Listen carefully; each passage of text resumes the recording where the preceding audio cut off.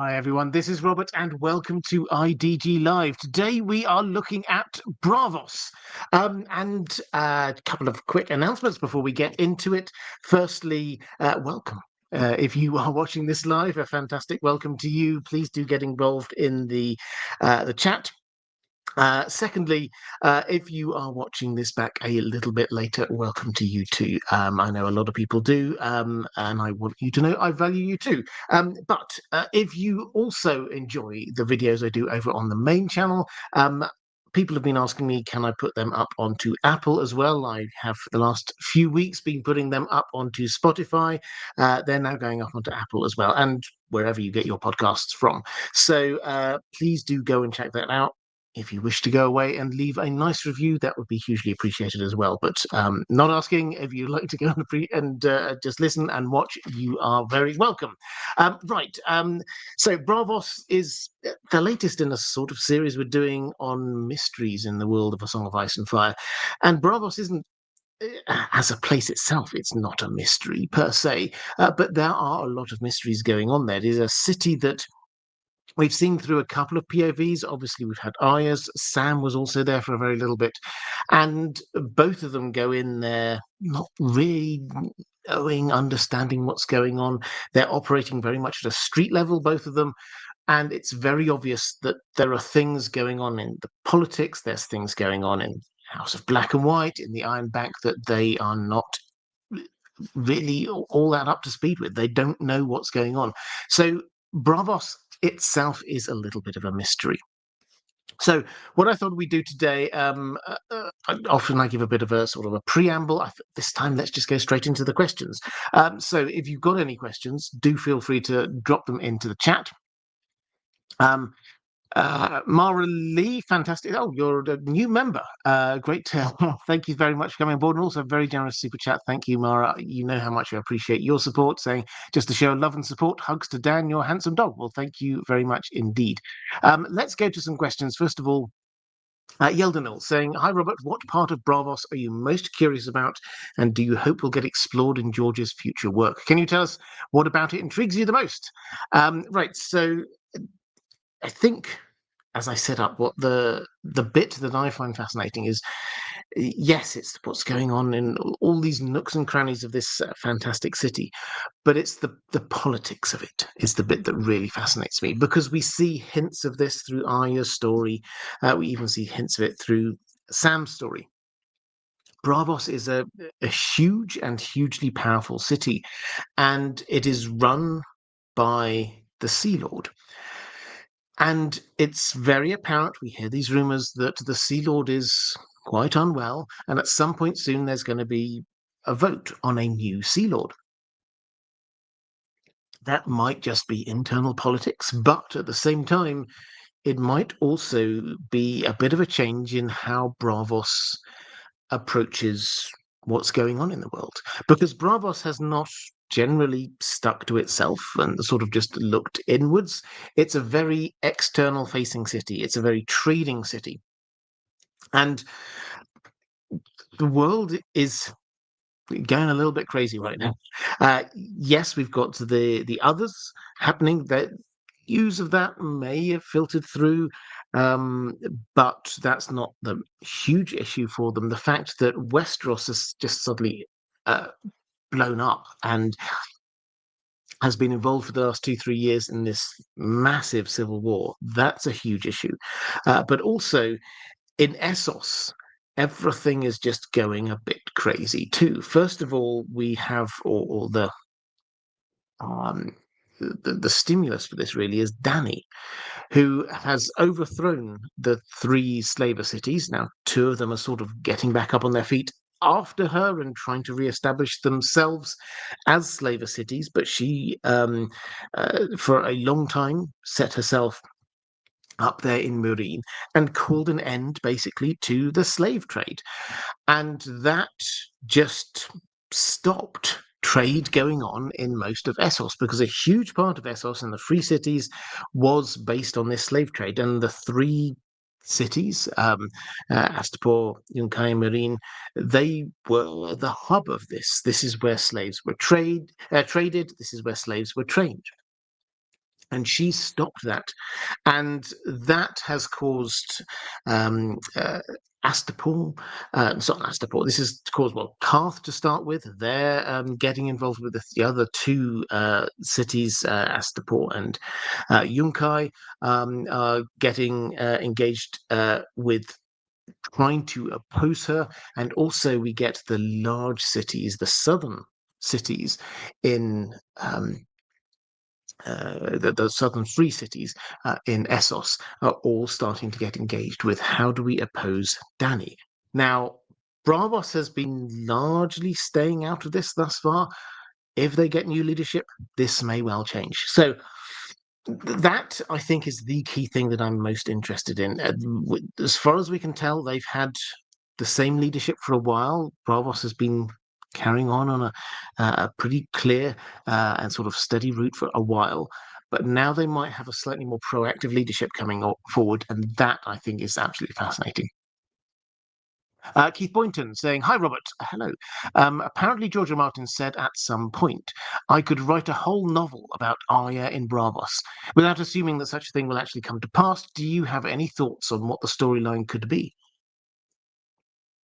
Well, I suspect, I mean, I don't know the exact quote, but I suspect what he's not saying uh, that he could write an incredibly complicated novel about Arya in Braavos. I think he could. I think he could expand out the Arya chapters hugely if he wanted to.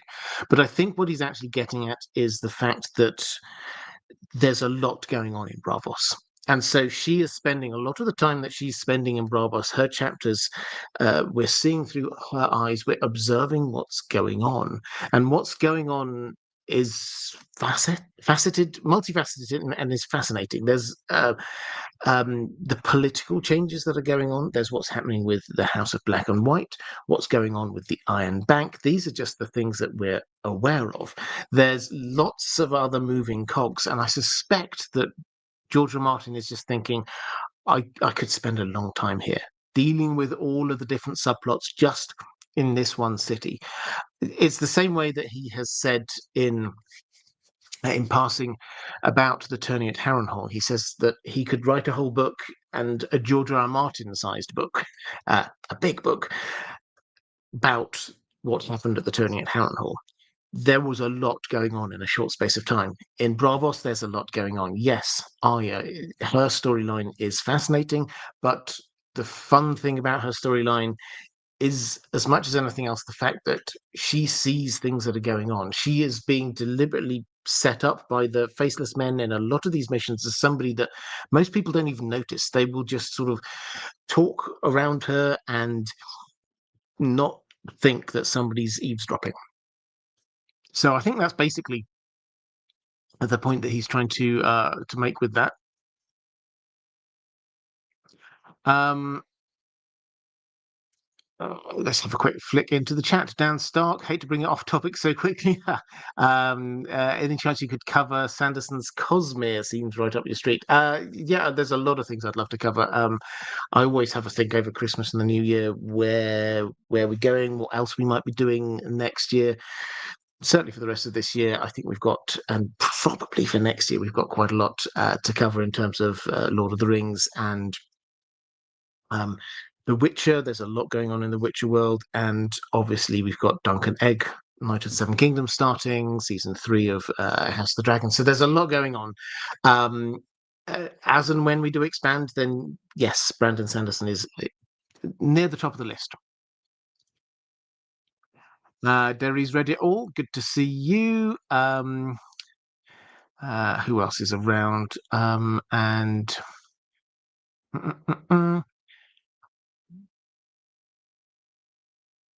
Agreed Weirwood saying, the thing that bothers me about Dany and her actions is that she sometimes removes something without replacing it. You leave a vacuum, it gets filled.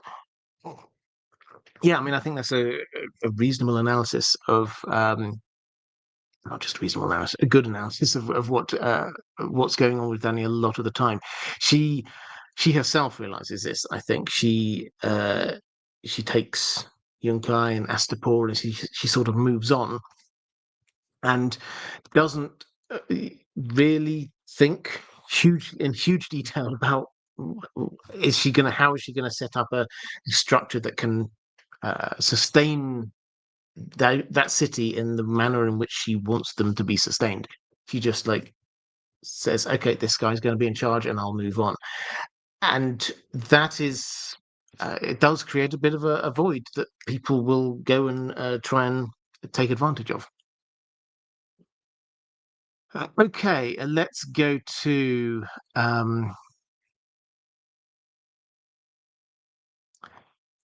Orion's Orcas saying, "Hi, Robert and Dan. I hope you're both well. We are, thank you. This is just an observation of mine about Braavos. I find it quite interesting that both the largest bank and the largest assassination institutions are located in the same place, Braavos. Your thoughts?" Yeah, it is fascinating. The fact is that they help each other. Now, the idea that the Iron Bank is in Braavos, I don't think should be too much of a surprise to us. Braavos is one of the biggest cities. It is a mercantile city. There's a lot of money sloshing around. So the fact that there is a bank there with a lot of money should not be a surprise, I don't think. The fact that the Faceless Men have established themselves there from very early on probably also shouldn't be a surprise. But I think the fact is that the two do seem to support each other. I did a video, a video a while ago. This was one of the ones I did with History of Westeros. What's under the House of Black and White? And one of the intriguing things about the Faceless Men, when you just work through what happens, if somebody comes to the House of Black and White, they drink of the waters, their body is taken down, and we're told that everything's removed. We see a room where the weapons go. We see a room where the clothes go. What is noticeable, the silence, is what about the money that they might have had? What about the jewelry that they might have had? That does not appear to be anywhere. And there are passages that head off deep underground, under the canal level, that head off somewhere. The suggestion has to be that perhaps at least one of them, heads over to the Iron Bank. Added to which, obviously, the Faceless Men get a lot of money from their commissions, the assassination commissions. We're told that their going rates for big and powerful people are astronomical. That money has to go somewhere.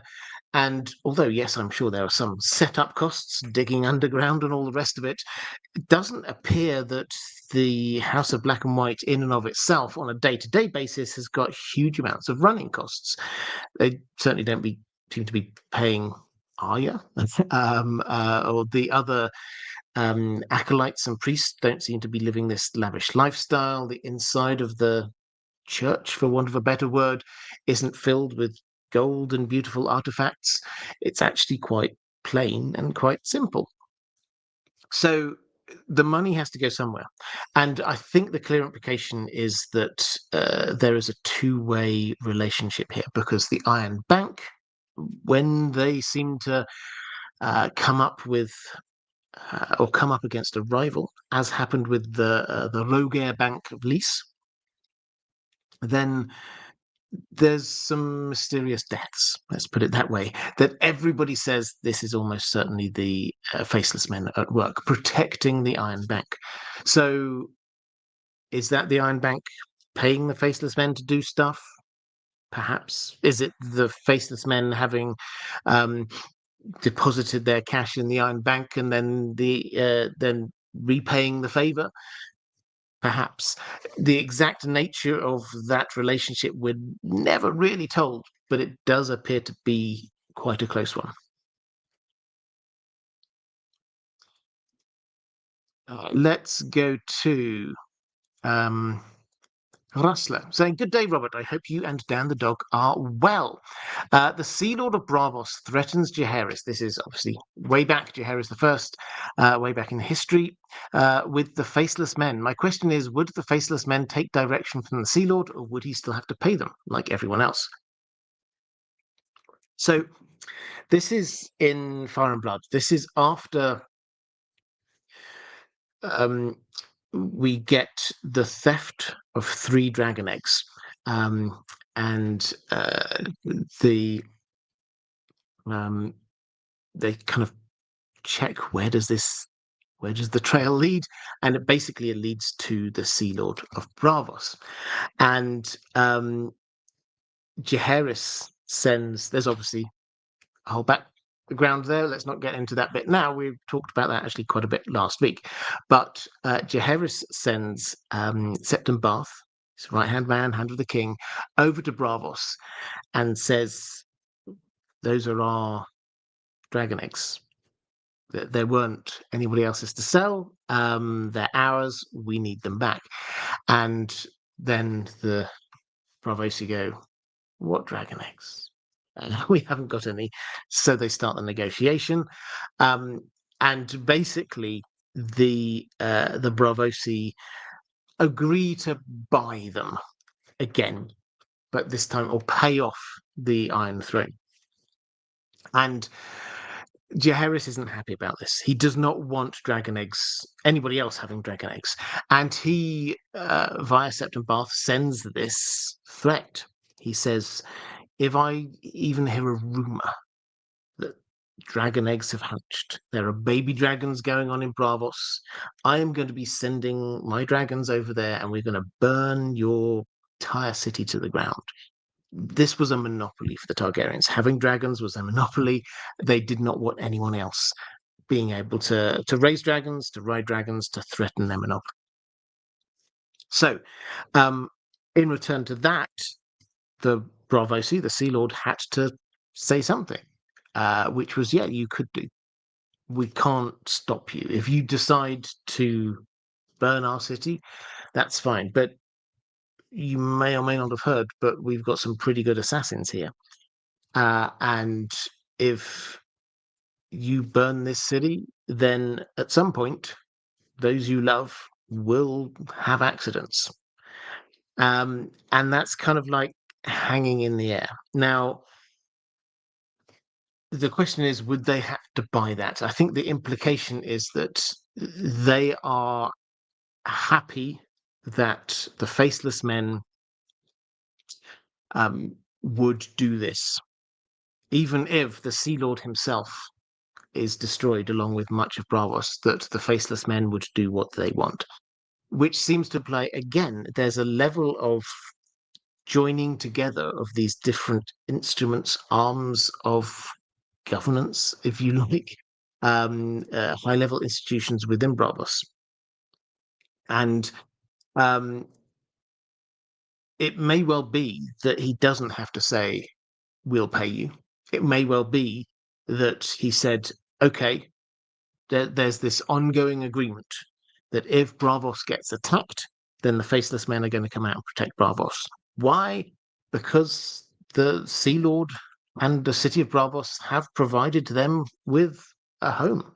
They provided them with protection. They've set them up in a good place that with a freedom of religion, and they know that they're assassins, and they've not come after them. Basically, the Braavosi, the rulers of Braavos, have allowed an Assassin's Guild, yes, it is a religion, but it's an Assassin's Guild as well, to flourish within their city, and haven't gone after them. And that probably deserves a few favours.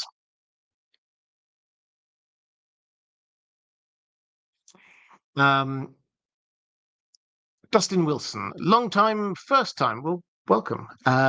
One thing I've noticed is the lack of talk about seasons in Braavos and Essos in general. Am I just missing something, or is the whole seasons thing only a Westeros problem? No, it is an entire world problem. If by problem I mean the seasons being out of balance. Braavos does, I mean, it can come across as not having very changeable weather. But that is probably because we only see it roughly at one sort of time of year or of the seasonal cycle. Tycho Nestoris, we do see the weather changing. Tycho Nestoris, when he visits Jon, he says something along the lines of, "As I was leaving Braavos, then the canals were starting to freeze over." which shows that yes, they do. The weather does turn. Arya, when she is there in the pre-release chapter, the Mercy chapter, the pre-release chapter from the Winds of Winter, then she has this bowl of water that she washes in the morning, but that is frozen over. She has to break it in the morning. So yes, it's very clear that winter is coming in Braavos as well. So this is definitely an issue for them there. And George R. R. Martin has made it clear this is not the seasons being out of balance is not just a Westeros thing. We might not see it so much in the rest of the world. And frankly, the further south you go, if you're getting in Westeros down to Dawn, or if you're going to some of the Volantis and places like that, sort of the hotter climes within Essos, then perhaps you notice it a little bit less. It might not be quite so hot, but they might not get frozen over. So yes, this is an issue, but it does impact on different places in different ways. The north in Westeros gets impacted by it a huge amount more than King's Landing or Dawn. Lady Vaughan-Strauss saying, hello, Robert and Dan. I hope all fares well. It does. Thank you. The House of Black and White, the first temple in Braavos, shares striking thematic and structural similarities with Solomon's Temple, aka the First Temple of Jerusalem. Both are sacred spaces built around the idea of duality, hierarchy, and divine mystery. The house's twin doors of white weirwood and black ebony mirror the two bronze pillars, Jachin and Boaz, that stood at the entrance of Solomon's temple. In each, these paired elements represent balance and opposition, light and darkness, life and death, mercy and judgment. Jachin and Boaz are even represented as black and white in Hermetic, Kabbalistic, and Masonic symbolism. Both structures are arranged hierarchically, with increasingly sacred areas accessible only to the initiated. Just as only priests could enter the temple's inner sanctum, only the faceless men may descend to the house's hidden levels, where the faces of the dead are kept as holy relics. At the center of both lies a sacred vessel of water, the Black Pool in Braavos and the Molten Sea in the temple courtyard. Each serves as a means of purification or divine communion. Both faiths sanctify death itself, the temple through animal sacrifice, the house through the gift of peaceful relief. So, is there anything that you can add to this? Are they reflective of one another? Is basically the question. Well, I will bow to your superior knowledge of the Solomonic Temple, and I would absolutely agree that there do seem to be some echoes from what you've said. I think, what would I add? There are some differences, I think, is what I would add. I think that the theology here is clearly different in the two of them. And for me, there's a difference in seeing the power and significance of death, or having the entire religion around the god of death. And similarly, I think there's a difference between believing that there may be different aspects of the god you worship in other gods, and thinking that actually there is just this one god, that everyone is worshipping that same god, but they just don't realize they're worshipping the god of death. And also, obviously, there's an Assassin's Guild attached to the one where there isn't in another. So I think I can see where you're going from. I mean, I don't think, as much as the House of Black and White is the House of Black and White, you're right, there is the white and black doors and things like that. The kind of the duality aspect of this is not really played up. It has to be said. It certainly hasn't been so far in the theology that we've learned, in the sort of the understanding that Arya has been given. If anything, she's been taught that there is just this one, the many-faced God, the one God, not two aspects, and there's nothing dualistic going on here. And the pool, absolutely, there is a central pool, certainly there. But again, I think that there's a difference between. I have to admit, I don't know what the purpose of the pool in the Solomonic Temple is. Obviously, the pool in the House of Black and White, that is there for eternal rest, so to speak. And one thing, I think probably to sort of close on this, one thing which is very noticeable within the House of Black and White is that although this is very clearly a sort of a priesthood of sorts, there isn't this level of hierarchy. It's not 100% clear where. Yes, the lower levels you get the Arya is just there; she can help out a little bit. Then you get acolytes, but then beyond that, have we actually met a high priest? It's not entirely clear. Is there an extra layer below? We do not know. So at the moment, we've not actually got to potentially the heart of it. Or if we have, then that seems to imply that there isn't this extra class of priest where only one person can go to, for example.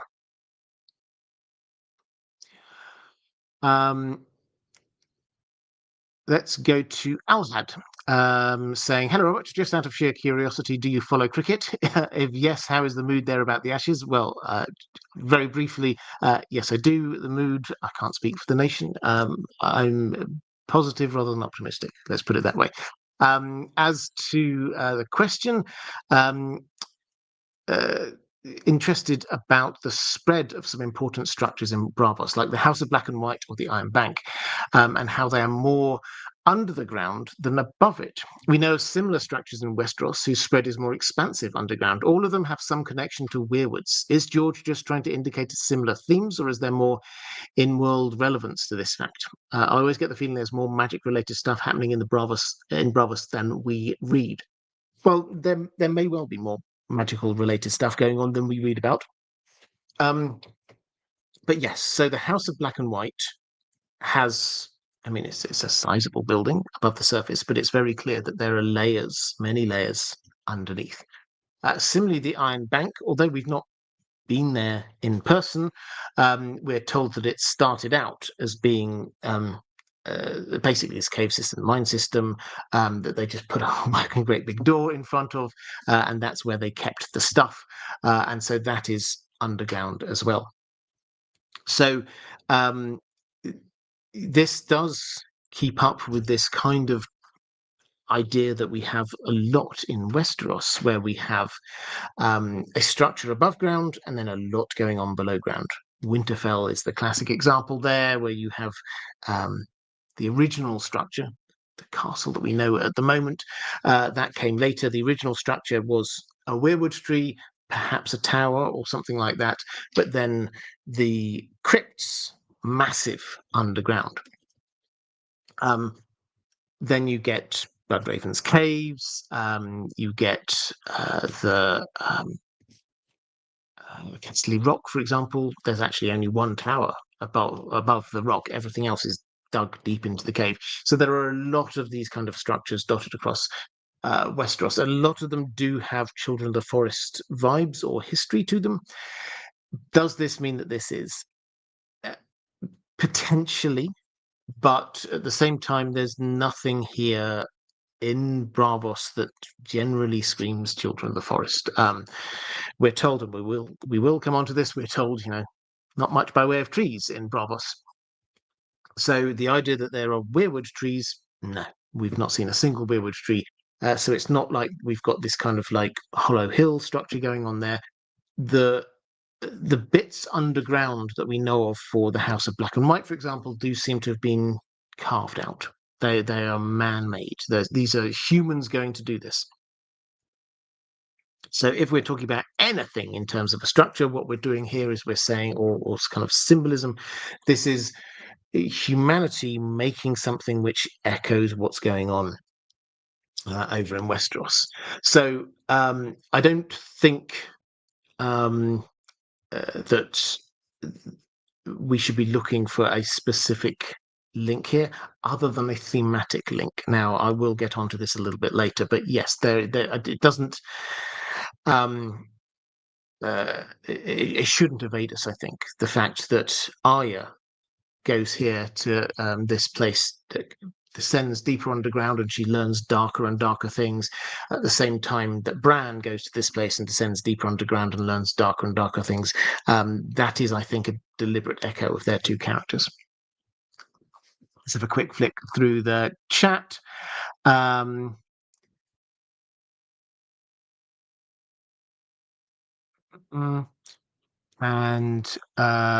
not that many trees. Derry's read it before, saying there's not that many trees in Braavos. Forms my basis of the belief that John will repay the Iron Bank's loan with the lumber to fuel the mighty shipyards in Braavos. That's an interesting question. Yeah, I've got a question about trees coming up a little bit later. But yeah, John, when you read through Dance with Dragons, a lot of it is John actually worrying about logistics and how much food have they got to see them through the winter? Have they got enough to keep not just the Night's Watch, but all the sort of the expanded group of people that they've got staying there? Stannis's sort of entourage, the part that have stayed there, the wildlings that have come there, the people from Molestown. So there's a lot of people that he feels that they ought to be looking after, and they've not got enough food.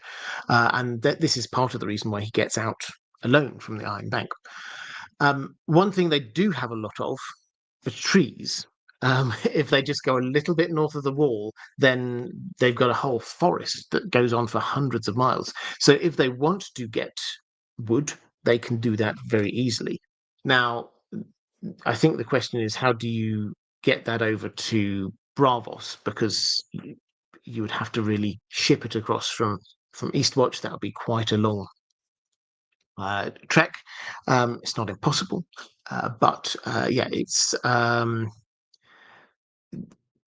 you have to look at what the cost of things would be. And in Braavos, it's one of the big points we have with Sam arriving there with Maester Aemon is the fact that it is quite cold.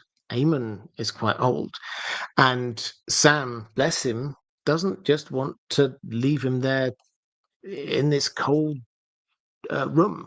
So he buys wood to be burning in the fire, in the fireplace, and that is incredibly expensive because wood is very rare in Braavos, and the price of wood is almost certainly only going to be going up. So yes, if John wishes to be setting up some kind of trade with the Braavosi about wood, then that would make sense. There will be other places they can get wood from as well, though, which will probably be closer, but it's entirely possible.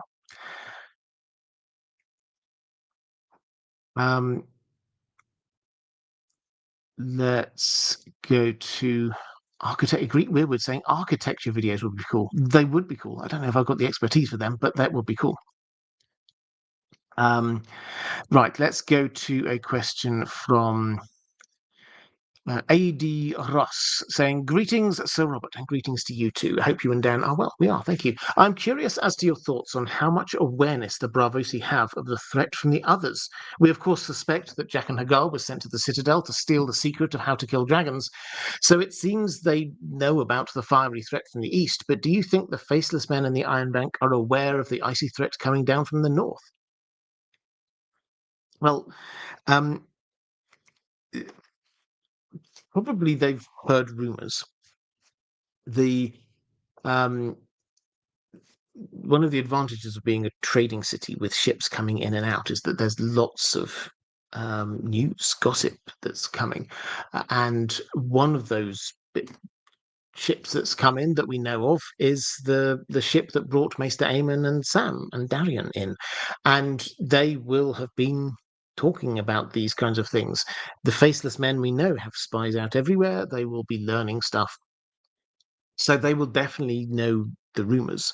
Tychonosaurus, certainly when he gets up to the wall, he's not surprised by what he's learning up there when he's talking to John. And when he returns, he almost certainly will be able to say, okay, so this isn't just rumors from different places.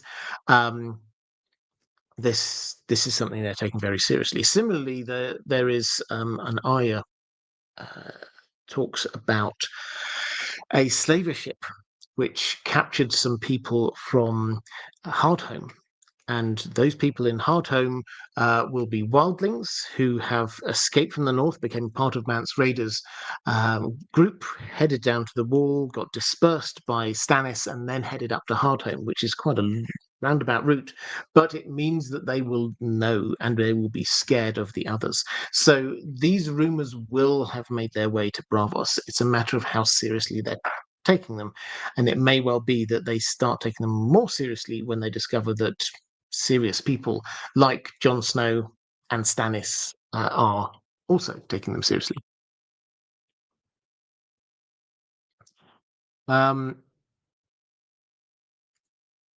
Desert Stormborn Charlie 11 saying, can we get some folks over to the Wolfswood? There's got to be a lot of lumber there. Absolutely. But again, that's it's a long, I mean, if you, all of these are great ideas for getting wood. There's a lot of forests in the north. The Hornwood is even closer to the east coast. The question is transport and time as much as anything else. Getting from the Wolfswood, if you remember from I was going to call them the Stannis chapters, but we see it as much as anything through Ash's eyes. That has been caught up in winter. The extent to which Stannis' march has completely stopped. He's now stuck at the Crofters village, not because he wants to stay at a Crofters village, but he simply cannot move his army because it was slow going. They managed half a mile the last day that they tried to do it, which is not far at all. A kilometre they managed to do. This is not a long way for an army to be moving in a day. So that was where they were. They're in the Wolfswood. So the idea of trying to get lumber out of there, it's a long way. It will take a bit of time. So you can do this. There will be bits of there will be forest. There's most of the wood. They for Braavos seems to come not from overseas somewhere, but if you actually sort of I don't know what did I put as my background for this one. Let me just have a quick check. I didn't. I've still got a shy up. Okay. I meant to put up Braavos, but if you imagine Braavos, when you go through you get the Titan of Braavos there, and then you get this sort of island. It's sort of around the lagoon, which has got these big pine trees on. That is, they keep those pine trees as a sort of a windbreak, as well as to hide the city. But that is where they get a lot of their lumber from. The trees, they don't get rid of all of them, but those trees there and a few sort of further down the coast, that's where they get them. They don't need to go across the narrow sea to the north in order to get trees. Pamela, never called a live stream before. Welcome. Let's go to who's next on the questions? Bear Island saying, hello, Robert. I hope you and Dan are well. What do the Braavosi think of Dany? On one hand, she's a Valyrian with dragons, but on the other, she's using them to free slaves. I don't recall an instance of Braavos using its naval power to free slaves elsewhere. Will they choose to intervene, sit it out, or somewhat like Volantis, be split on the matter? As always, I welcome your thoughts. Thanks again to the mods for all you do. So, yeah, actually, let's take a moment. Moderators, thank you. If you are there in the chat watching this live, then please do go and share a little bit of love with the moderators. They do an amazing job. So as for Braavos, they are anti-slavery. They were founded by slaves escaping from the Valyrian freehold. The first law of Braavos is no one shall be a slave. They are very, very, very anti-slavery. In terms of not knowing them to intervene, they have intervened a lot, particularly with Pentos. They've not sort of expanded out much further south, but with Pentos, which is the closest other free city, they fought several wars with Pentos. And they won the last one and forced Pentos to give up slavery. And Pentos have sort of given up slavery. You will know from the chapters where we get Illyrio, we get Dany there, and Tyrion there at various points, that he basically has slaves, but technically they're not. They're indentured servants or something along those lines. So they have officially given up slavery because they got beaten by Braavos. Also, you'll find that the Braavosi proactively go out and try and disrupt the slave trade where they can.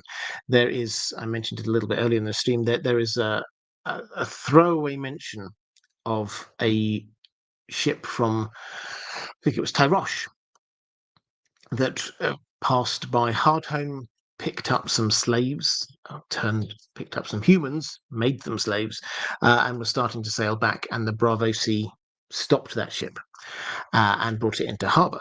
Now, that's the kind of thing they're proactively doing and have proactively been doing for a very long time. So they are very much anti-slavery. What does this mean with Dany? Well, yes, they will absolutely be happy that she's disrupting the slave trade. There's no doubt about that. But also, they're incredibly wary of dragons because the Valyrian freehold, which is this was the slaving civilization that the Braavosi first escaped from. That was built on dragons, and so whereas Dany may well be anti-slavery, that doesn't mean that any successors to her would be as well. So they are very concerned about dragons. Now we know this because, and I recommend you read it. I find it quite a funny little segment of A Dance with Dragons when we get Tyrion who pitches up to Castle Black. He's looking for Stannis. He wants to see whether they can give him some money and help him against Cersei. But Stannis had been at Castle Black, so Tyrion goes there. He's not here, but Jon entertains him for a few days before sending him on his way. And Jon thinks, while he's there, actually, I could do with a little bit of cash for the Night's Watch. As we've already mentioned, he spends a lot of time in A Dance with Dragons thinking about logistics and provisions and things like that. He also wants some ships to be helping save the wildlings. And so he puts a deal with Tyrannosaurus. But we read in that section what happens is he has a nice meal and an evening and a few glasses of wine with Tyrannosaurus where they sort of negotiate this, and it all seems incredibly amiable. And then I think it's the next morning, Jon and he are just there chatting away, and Jon, obviously thinking, oh, we're buddies now, he makes this what's actually probably quite a weak joke about, oh, it's quite cold. It's quite cold here at the wall, isn't it? If only we had a dragon to warm things up. And then Tyrannosaurus suddenly just goes deadly serious. Says, we don't joke about dragons. And then Jon's like, okay. I mean, it was a joke, but he's like, I'm sorry, I didn't want to offend you. But it's like, and Tyrannosaurus is like, it's okay, but we don't joke. And that is incredible. I think it's very funny, but also very revealing about what the higher ups in Braavos think about dragons. This isn't just a throwaway. They're not going to be stopping and thinking, oh, well, maybe if she's got dragons, that's okay. They will be thinking, okay, great, she's doing some good stuff, but we need to stop the dragons. So their views will be probably pro what Dany is doing, uncertain about Dany because they've not met her, and there are some pretty strong rumors about her. It has to be said, which are when you're reading the Tyrion chapters in Dance with Dragons. I've been reading A Dance with Dragons recently, as you might be able to tell. When you're reading the Tyrion chapters in Dance with Dragons, and also the Quentyn chapters, you hear these rumors about all the different terrible things that she's done. Now, these rumors are being spread by people who don't like Dany, but those rumors are the rumors which have been spread all the way across to the far side of Essos, and some of those will have reached Braavos. So they will probably be open-minded about her, liking what she's done in terms of freeing the slaves, open-minded about her because there's some pretty bad rumors, but against her having dragons. So that seems to be the position, and I think we often want to sort of just categorize it just like, are they going to be pro Danny or anti Danny? I don't think it's going to be quite that simple. I think that they will have a hierarchy of desires and needs when it comes to her.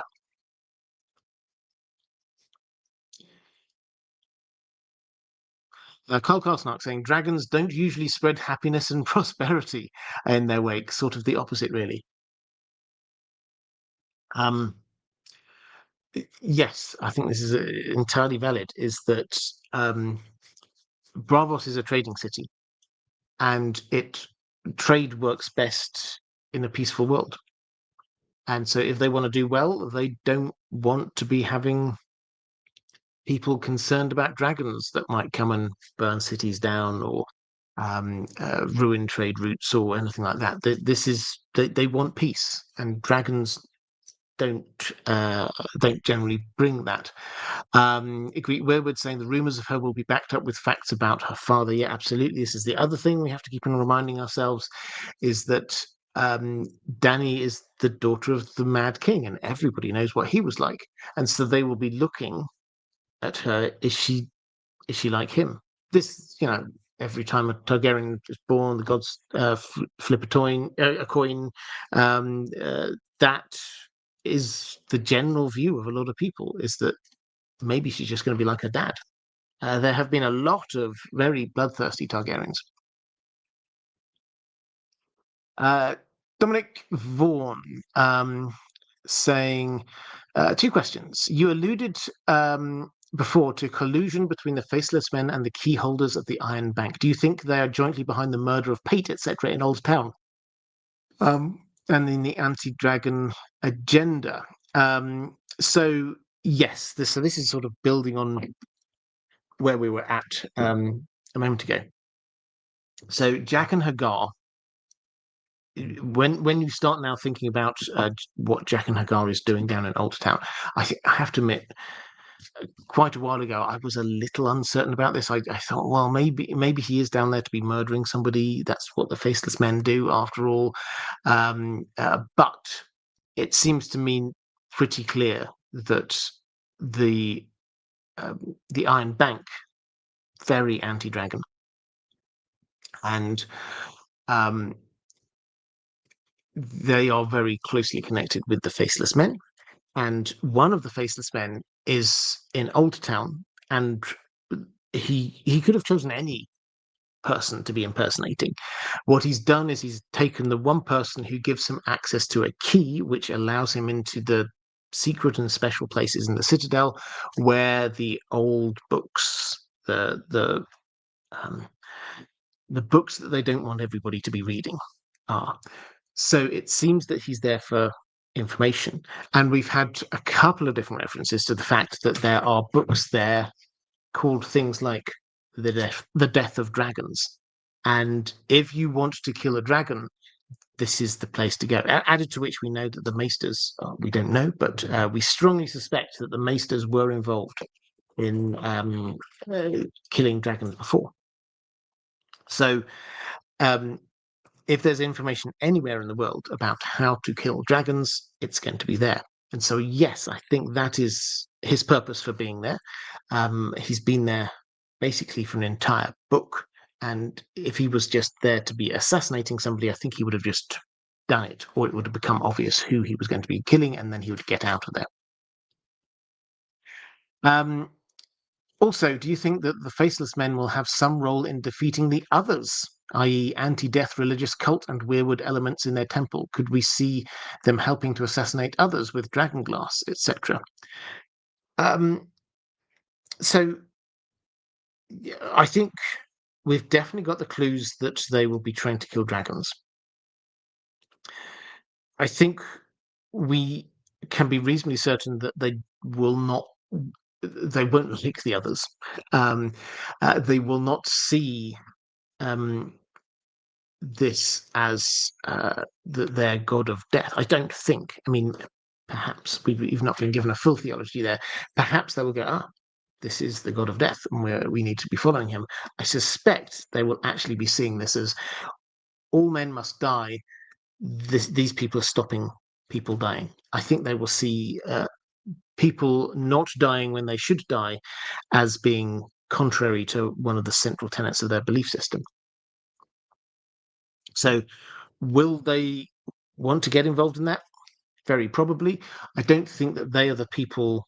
I mean, there's dragonglass, Valyrian steel, fire. These are the kinds of things which would be useful. They're not associated with those things. So yes, they might well have some small role, but I don't think they've got a huge role in this. I think we're looking more to the priests of R'hllor in that. Erin's son X saying perhaps the Braavosi will be more than happy to help Dany and her dragons cross the narrow sea and go back permanently to Westeros once she's finished her business in Meereen. Yeah, I mean, we get to sort of geopolitics here, is that will they be happy for her to be leaving Meereen? If what happens when she leaves Meereen, and not just her, but also the people around her, if what happens there is the same thing that happened in Astapor and Yunkai, no, I don't think they'd be happy with that. I think on pure pragmatic level, they would want her to be keeping up what she was doing, which was stopping the slave trade. As for going over to Westeros, I don't think that they will have a particular care where she is, as in who rules. At the moment, they're backing Stannis to be taking on Cersei. And if he's successful, then great. If she appears to be the best bet and is willing to take on the debt, then maybe they would throw their weight behind her. But their business in Westeros, leaving dragons and everything else aside, is to make sure whoever sat on the Iron Throne is going to pay them their money back. And Stannis has said that he's going to do that. But if he looks like he's going to get stuck up in the north, then maybe they will turn to somebody who's being slightly more successful, young Griff, Fagon, and then what about her? If they've already got somebody in there who they're supporting, why would they be supporting somebody else against them? Do they particularly want dragons in Westeros? I mean, I don't think there's any reason to think that they would think that that's any better than having dragons on the far side of Essos. So, yeah, theoretically, maybe, but it's not like there isn't a slavery issue going on in Westeros.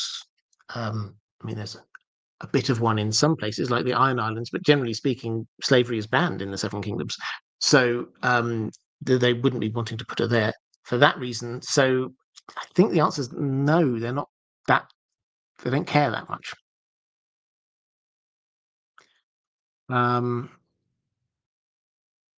Let's go to Kimberly Faye saying, "Hello, Robert. I hope this finds you well and warm." It does, thank you.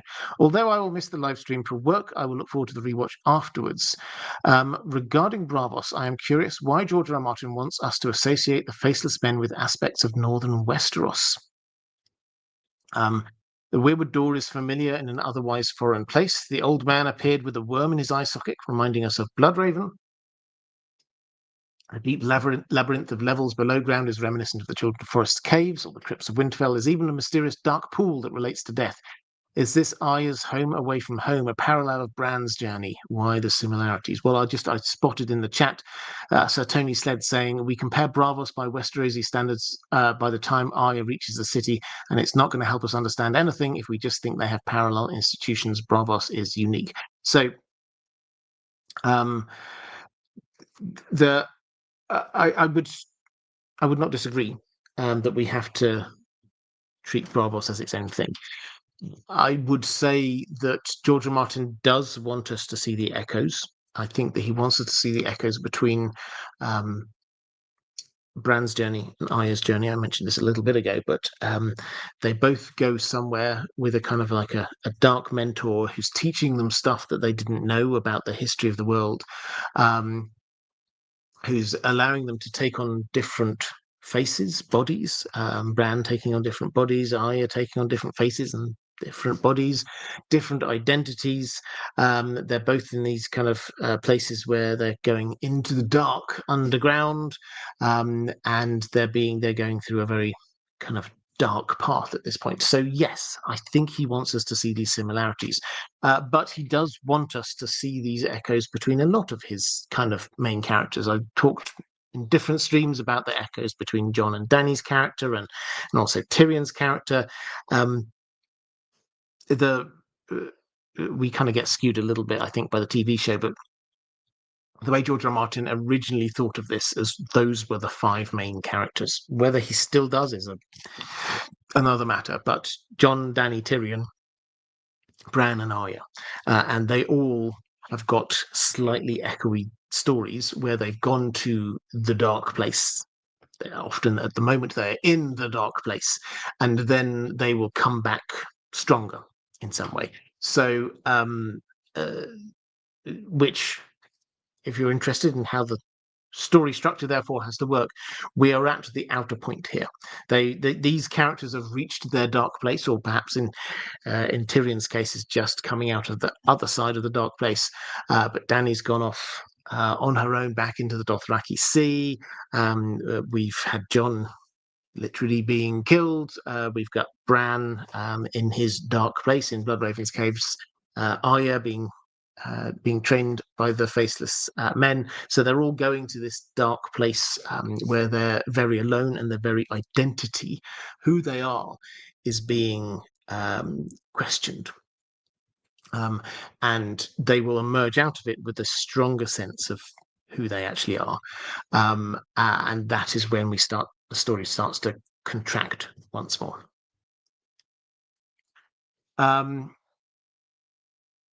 Andrew K saying the Tychonosaurus reaction seemed hyperbolic to me. The Iron Bank would happily lend to Dany like they did to previous dragon riding Targaryens if she won the throne. Yeah, I mean, I think they probably would, but they would prefer dragons didn't exist.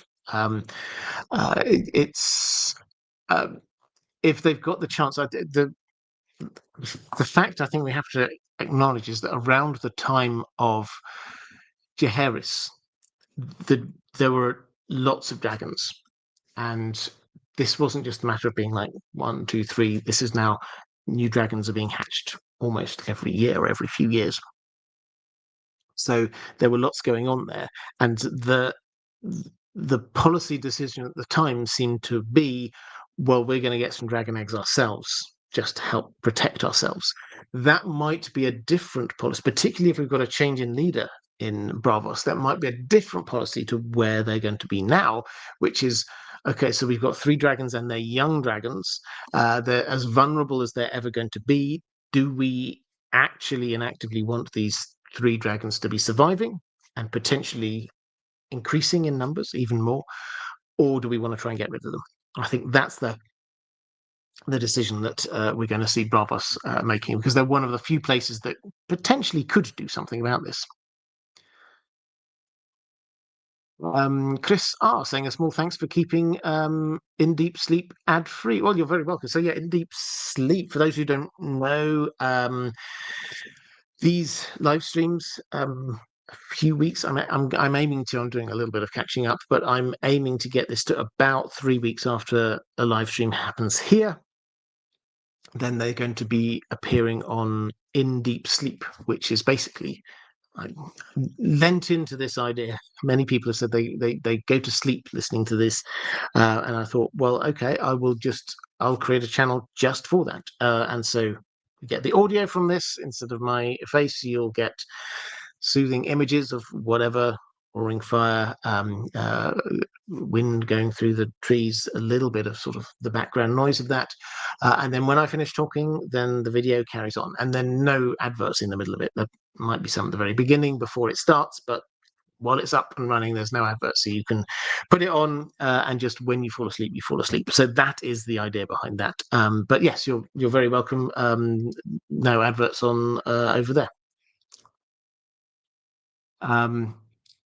Alex Edwards, thank you very much for the super chat. I didn't see a question attached to that. Or just saying what he said. Thank you for Indie Geek. Maura Lee. Thank you for reminding me. Happy birthday, Maura. I hope you're having a fantastic day. And I'll flick through.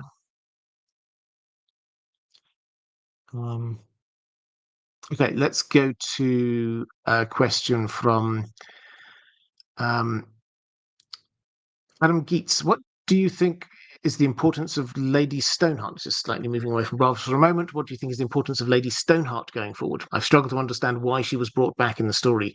We knew through Beric that resurrection could happen, so what narrative purpose is she destined to serve going forward? Well, so the Riverlands is what it is, and also this sense of stark vengeance. So what I mean by that is in the Riverlands, we're in a situation right now where basically everything has gone over to the Lannisters. Things are bad. Riverrun has had to be handed over to the Lannisters. Raventree Hall, they've had to bend the knee effectively there. House Blackwood, the Freys are in the ascendancy. It's not good. Over the course of the Winds of Winter, that will shift. Now, how George R. R. Martin is going to do that is probably through a variety of different methods. There are lots of different characters. There's lots of different groups in the Riverlands. Obviously, you've got Jaime. We've got Brienne. The Hound is almost certainly still alive there somewhere. We've got the Blackfish. We've got the Blackfish's garrison from Riverrun, which got released by Jaime. We've got Arya's Super PAC. We've got the Brotherhood Without Banners. There's lots of these different groups.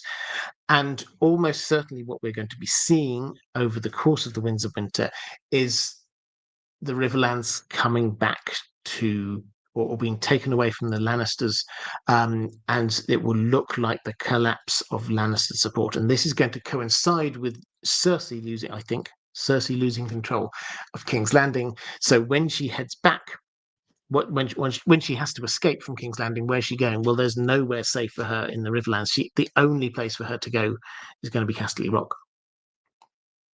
Now, how is that going to be achieved? Well, the main driving force, I think, is actually going to be Lady Stoneheart, because Jaime is not.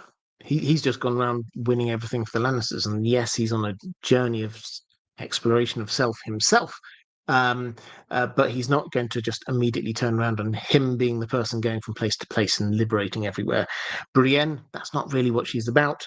The Hound is going to be probably living on the Quiet Isle until he's forced to emerge back out, and then again, he's not there about redeeming things for the Starks and for the Riverlords.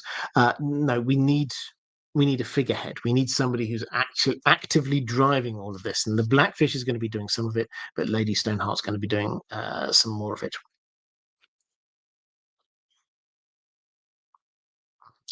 Okay, let's go to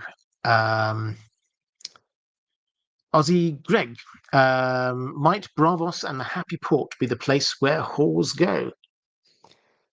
Okay, so this is a question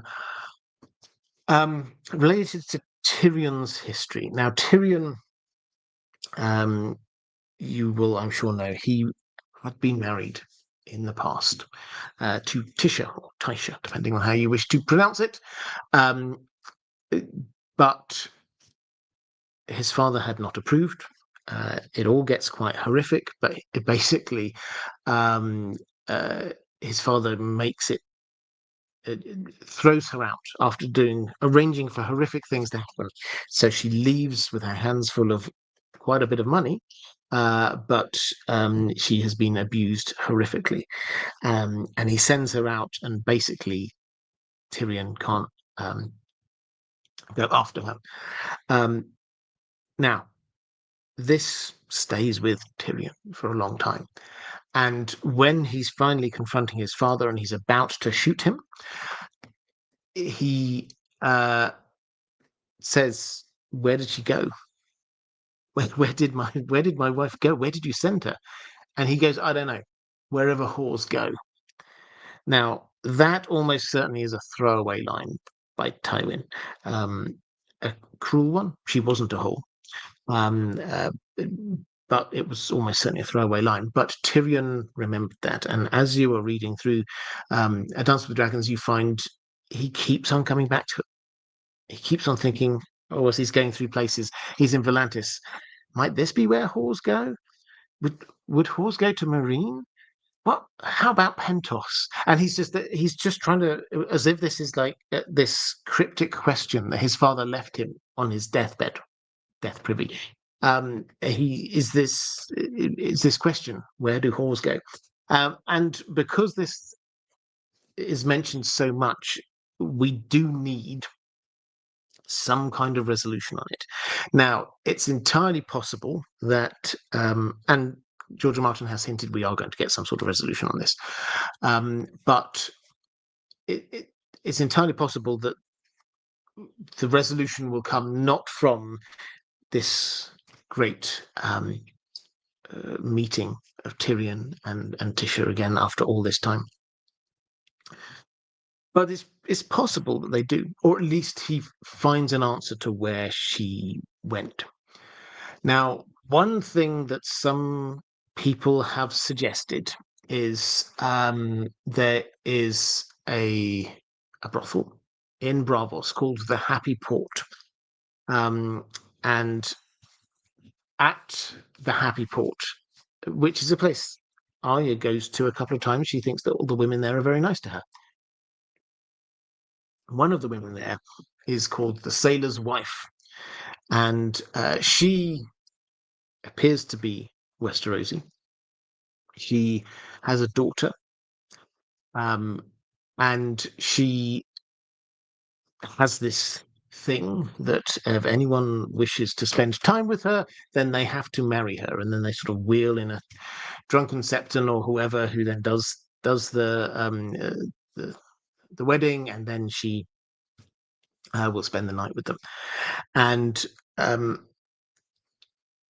some people have suggested perhaps that is Tisha. Now, the reason why she's sort of the right age, her child would be sort of the right age if Tyrion had a child, and the child does have blonde hair. And the wanting to marry someone does seem to suggest that there's something in her background. Now, we're told that the thing in her background was that she married a sailor who's gone off to sea and hasn't returned, but a wise woman has now said that he's died. So that seems to be the backstory there. Could it be Tisha? It could. Tyrion's going in the wrong direction, and there's no reason to think that he would get back up to Braavos. So if as we expect in Meereen, eventually he meets up with Daenerys, and then they get on a boat and head off to King's Landing or so, they're not going anywhere near Braavos. So at the moment, there's no clear suggestion that he would be going there. So could it be? It could. But George R. Martin hasn't given us a strong enough hint yet for us to say, yes, probably is. And the clues that we do have are a bit mixed. Tyrion isn't a sailor, for example. So, and there's nothing there about dwarves or short people or anything at all. There's no hint. The child doesn't look particularly to have inherited much of Tyrion's genetics, let's put it that way. So it's possible, but if I had to guess, I would say probably no. Cast Ballerine say I still prefer the Geerion explanation. Yeah, so Tyrion's uncle Geerion was a sailor in that he went exploring, and so he almost certainly went to Braavos at some point, and he did die, as far as we can tell. So yeah, there's probably a better Lannister candidate than Tyrion. James Borders saying, way off topic, but I imagine you're rather exuberant over a United's. Yeah, this is off topic, over a United's rise and Liverpool FC's woes. As an Evertonian, I think we can agree that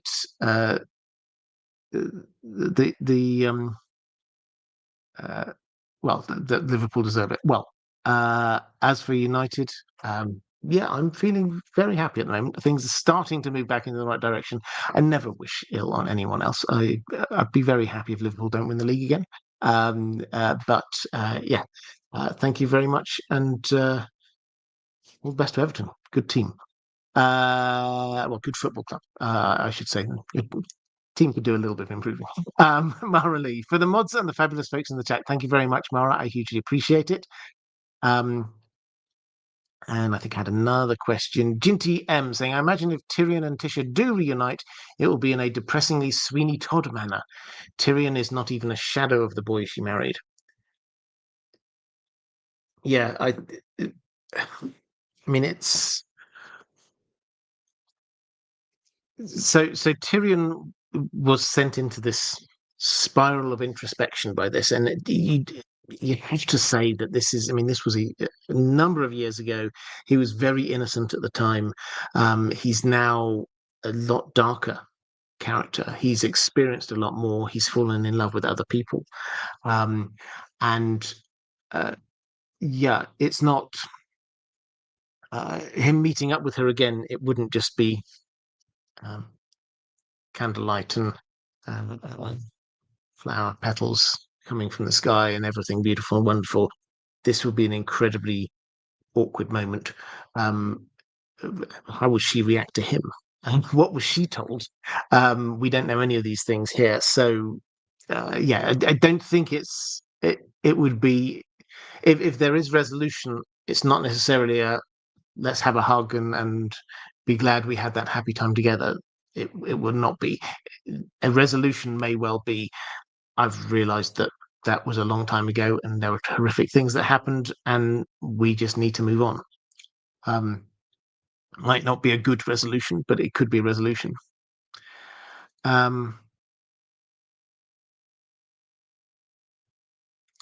Let's go to Lorelei Dragon saying, good evening, Robert. Have you had a chance to see the Aurora Borealis this week? Yeah, good news is Aurora Borealis is visible in parts of the UK this week. Bad news is cloud cover means we can't see it. So, no, unfortunately, I'm not going to be able to see that. But it's a nice thought. I'm curious about the economy of Braavos. It seems like a very urban environment with little space for agriculture. Obviously, the sea is a useful resource, but people cannot live on fish alone. Do they rely on a large amount of importing and trade? What is the connection between merchants or traders, the Iron Bank, and the Sea Lord? Okay, so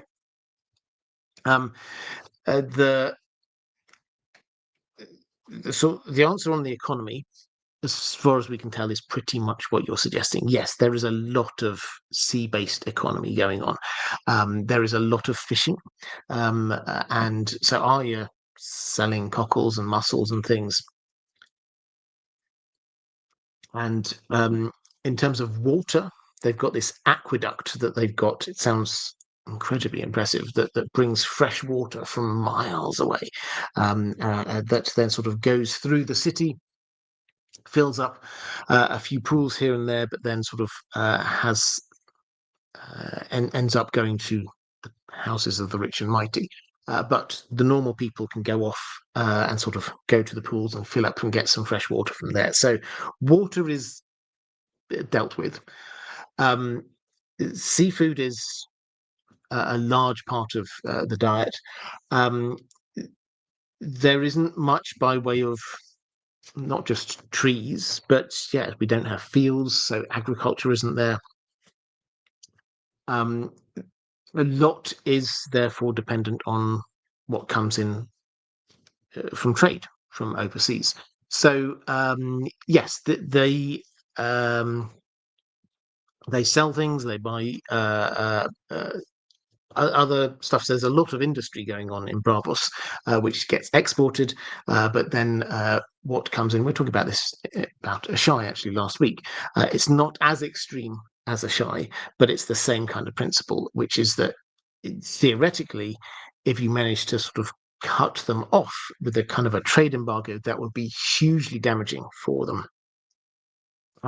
How does this work in terms of merchants and traders, the Iron Bank and the Sea Lord?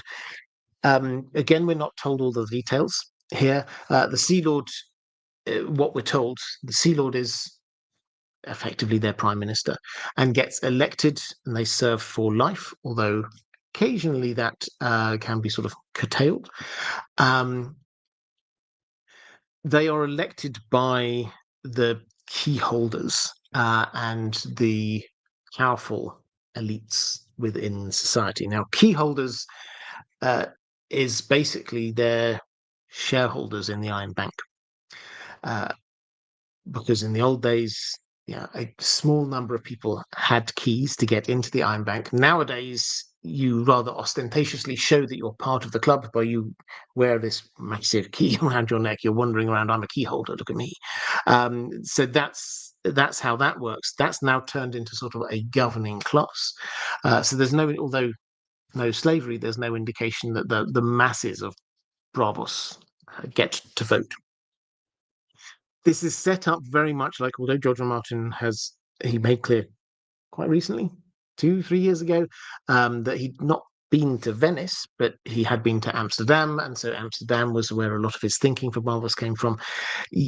A lot of this is very much inspired by this kind of Venetian sort of city-state kind of idea, where you get politics going on, you get that only people there really understand all the ins and outs of it. When there's an election, it is we're told several times this is I can't remember the exact words they're using, but this is outsiders cannot understand what's going on because it's just too labyrinthine and complex to understand all the ins and outs of it. But at times it does get very dangerous as well. So how does that fit in with the Iron Bank? Well, the Iron Bank is one of the founding functions of the city. So it's not just like, here's a big bank that happens to be based in this city. One of the ways in which you show that you are a member of the ruling classes is by the fact that you are a key holder of the bank. So that's how all of that fits together. The Sea Lord will be a part of that gang too, and will be elected by their peers.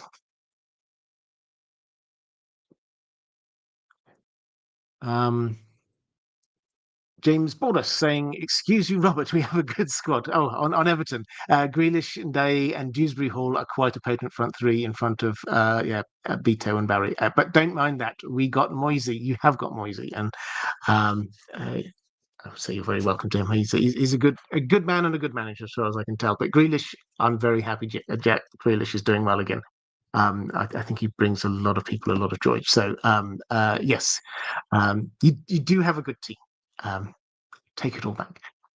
Sir Tony Sled, I have a theory that moonlight weakens dragons. Oh, tell me more.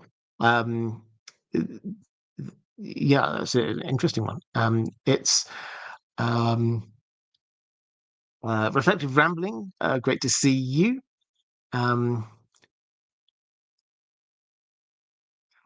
Let's go to a question from Adam Geets saying, "Hey Robert, where do you think the story of Blood and Fire, this is Fire and Blood Part 2, will end when it's eventually written? Where would you want it to end? For example, do you think it will include any details after Viserys and Dany left Dragonstone?" So, yes, so this is Fire and Blood Part 2, which George R. R. Martin said his working title is Blood and Fire. Now, the subtitle of Fire and Blood, which we don't often talk about, but it's there, is Fire and Blood, A History of the Targaryen Kings of Westeros by Archmaester Gildane. Now, this is a history of the Targaryen rulers of Westeros, which implies to me that this would end with the death of the Mad King, Aerys II. I mean, it might sort of go a little bit, a few months more, just to show Viserys and Dany heading off into exile. That would not surprise me. But George R. R. Martin, when this was originally, there's a very complex history to how this all emerged, involving various novellas, and also the World of Ice and Fire. But it's pretty clear that he wanted to have this story go up as far as the end of the Targaryen rule. The extent to which actually Gildane, as the in-world writer of this book, he did a bit of a retcon with him. Originally, he'd been a guy who'd written lots, but had been there at the tragedy at Summerhall, and had died, and therefore that meant that he wouldn't actually be able to write the entire history. They changed that. He changed that in order to allow him to still be alive going up to the end of the Targaryen history. Now, what George R. R. Martin has said in the past, sort of behind closed doors, but also sort of hinted at, and it's very obvious when you read it, is that there are some things he does not want to get into the details of. It's specifically the tragedy at Summerhall. As we know, he deliberately wanted to be making sure that we, the readers, do not get our information about what happens there from the pages of the World of Ice and Fire. And similarly, he doesn't want all of the information about what happened in the build-up to Robert's Rebellion to come out through there. Now, as it happens, I think that we will get, before that comes out, we will get the stage play, which will give us a little bit more information. We'll hopefully get to the Winds of Winter. And so I think that is a little bit lessened. I think that we can, given the writing style of Fire and Blood, he can write his way through that, just sort of in the way that he did for the World of Ice and Fire, and showing things from Aerys's perspective, rather than sort of majoring in on what actually happened at the tourney at Harrenhal.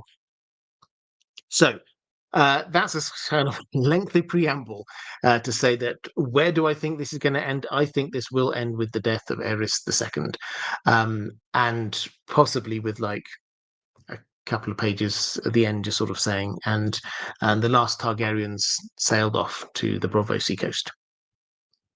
So that's my take on where it will.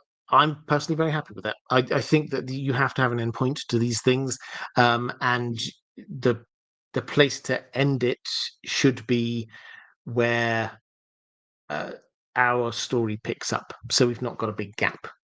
Now, you could take that up into the reign of Robert's Rebellion if you wanted, or Robert Baratheon's rule if you wanted to. But I personally, I think I would be happy with it just being left at the end of the Mad King.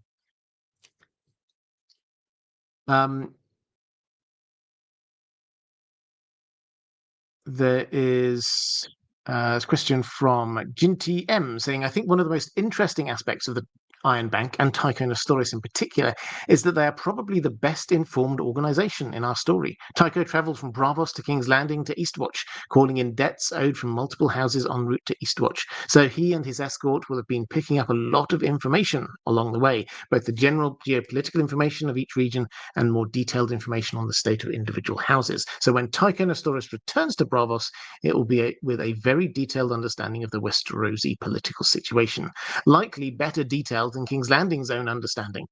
In addition, Braavos is a natural information hub in Essos due to it being an essential port for anyone avoiding pirates and the Ironborn raiding Westerosi shores. So I suppose the question is to what extent will the Iron Bank shape the events of the Winds of Winter? Because they really seem to be the best intersection of the clearest information for both Westeros and Essos. Yes, I think that's, you make very valid points. They will certainly have much better information and understanding on what's going on in the north than Cersei does, or indeed Vagon when he arrives. You get this when you see the Cersei chapters, and she's just getting these bits of information that she's being fed about what's going on at the wall, and it's just like little snippets.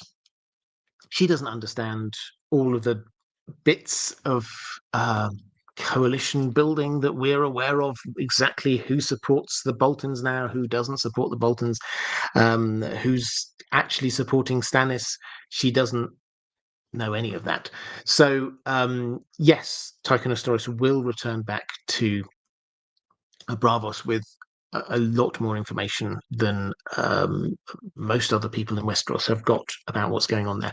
But the crucial thing will be, as we sort of said earlier, he will go back with the information that this is the others are being treated as a credible threat by credible people, so they have to pay attention to that as well. As for their role, I think this will be largely dependent on the new Sea Lord in terms of their overall approach. We've got their arsenal, their shipyards, which we're told they can deliver a new galley every day, which is hugely fast, which means that they can build a significant fleet in not very long. So this isn't going to take a long time for them to build up a fleet which would have an impact. The other thing, I think, is going to be releasing Arya. Now, if we're saying that in ways that we don't 100% understand, but are definitely there in some way, if the Iron Bank and the Sea Lord are associated with the Faceless Men, if the Faceless Men are doing something, it will be partly with that agenda too. And I think it's pretty. You can have a look at my videos on this if you don't know all of the logic that leads up to it. But I think it's pretty clear to me that one of the things that the Faceless Men are trying to do with Arya, it's not that they're not trying to make her no one. If she's failing every single test they've got on her becoming no one, they know that she's still retaining her Stark identity. Do we really think that they don't know that she secreted a needle just outside their front door? I think they do know that. They certainly know who's on her kill list. They're training her up to be a very strong assassin. And who is on her kill list? Cersei. Do we think that the Sea Lord, the Iron Bank, would be happy with Cersei being dead? Absolutely, they would. Also, the Faceless Men, if they do see people who should be dead but aren't as an abomination, heresy, then the Mountain is also on that list. So just releasing Arya back into the wild, having trained her up, knowing that she's going to be pursuing those people, they've basically just sent out a trained assassin to be going and killing a few of the people that the powers that be in Braavos already want dead. Reflective rambling, picking up for Lazy Ass Madman. Thank you. I love it when people pick up questions for others. That's very kind. Do you think we'll see the Braavos canals freeze over? What effect would this have on them and their livelihood, do you think? It's starting to happen already. Tychonosaurus talks about when he left, the canals were starting to freeze over. Arya mentions it a little bit in her Mercy chapter. It would be the smaller canals with the still water rather than the big lagoon. But what impact will that have? Well, it will have an impact on their day-to-day life, getting things to and fro. And it will also impact on their ability to be doing their fishing and the like. If it gets hard for them to actually get their boats out of their lagoon to go off and do their fishing, that's going to be, or get boats in, bringing in supplies, then that's going to make life extremely hard. So the bigger problem for them will actually be if the fresh water supply freezes up. Now, we've not heard talk about that at all.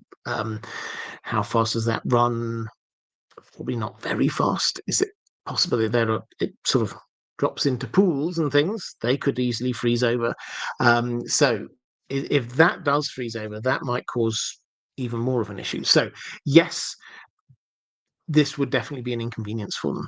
But I think we shouldn't imagine that the Braavosi don't experience this at all. In Venice, I love Venice, by the way, it's a fantastic city. In Venice, not when it freezes over, but if the water gets high, it floods huge amounts of Venice. If you go to St. Mark's Square, then it floods quite a lot of water. But they are prepared for it. They just like bring out these boards and these like little walkways going everywhere. This is something they're used to. If you have a city which is built in the way that Venice or Braavos is, then over the centuries they have figured out ways to work around this. So yes, it will cause an issue, but this is not an issue that is insurmountable. It's not an issue which is new. This is something that they will be very aware of and something that they will have figured ways to work around. So the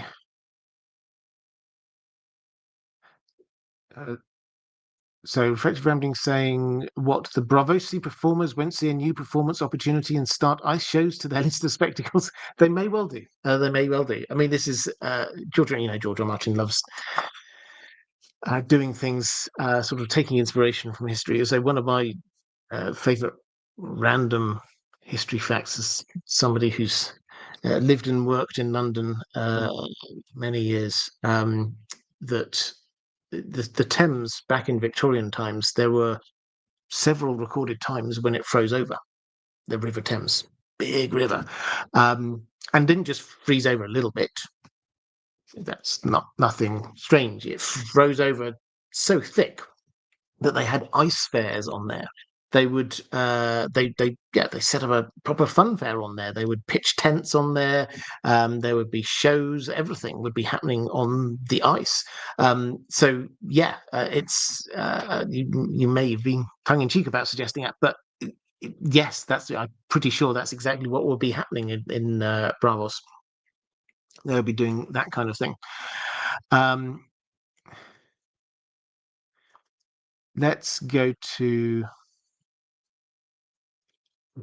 Andrew Kay saying John shouldn't joke that a dragon could help with their frozen canal problem. No, he probably shouldn't.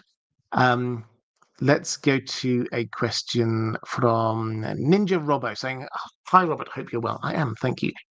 What do we know about the Titan? Why was it built? Was it designed to be an overt defensive structure? Has it ever had to be used in anger as such? When was it built? Presumably after they stopped hiding from Valyria and her successors, because a gigantic statue would probably give away their location. And how did they build it? Slaves being out of the question. Did the sitting Sea Lord have enough cash to make it happen, or did everyone have to pitch in? So, was it made with magic, giants, or just a big old scaffold? I think we'd have been told if it was made with magic. There's no hints that this was made with giants. So, yes, I think big old scaffold is the answer. Who paid for it? We don't know, but it is very clearly there as city, amongst other things, city defences. And so that implies that the money came from the state in some way. We're not told. George R. Martin, he loves telling us about tax systems and the like. I did a whole load of videos on that if you're interested, but he hasn't gone into huge amounts of detail about how the tax system in Braavos works. But I think we have to assume that some parts, from what we understand, some parts of Braavos are the public things. So the Titan is one of them. The Sea Lord's palace isn't just owned by the Sea Lord. This is owned by the state, and when that Sea Lord goes, they get kicked out, and other people come in and take over. This is like the White House, 10 Downing Street. This is owned by the state in some way, and so Similarly, there's statues of previous Sea Lords, which I think the clear implication is that they must be sort of public art of some kind. So but the public purse paid for this in some way.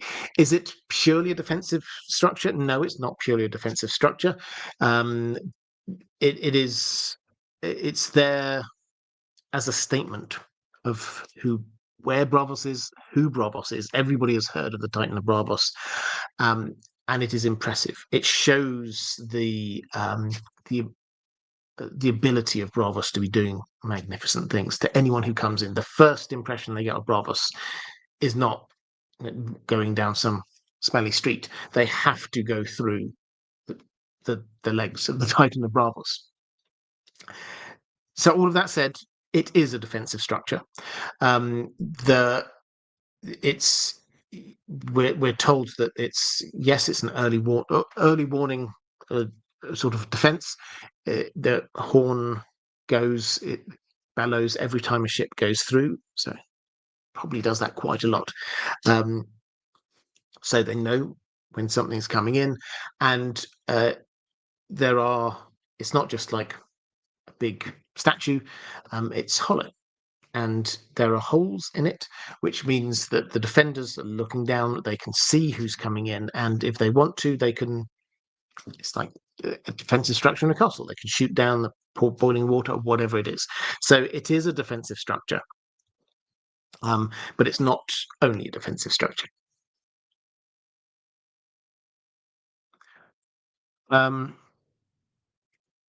Relaxed like a cat saying, I know this is somewhat off topic, but as an English literature PhD student, I have a lot of sympathy for George R. R. Martin taking a long time to finish his A Song of Ice and Fire books. What advice would you give George R. R. Martin to get the job done? Well, I don't think I would give him advice at all. I have to admit, it's not. I don't think it's my place.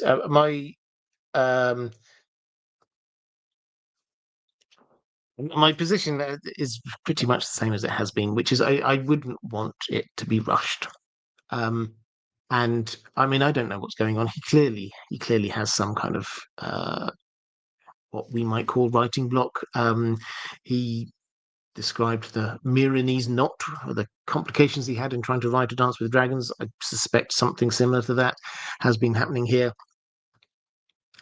Whatever it is, yes, he's clearly struggling to write it at the same speed that he wrote previous ones. But I don't want something coming out that is not exactly how he wants it.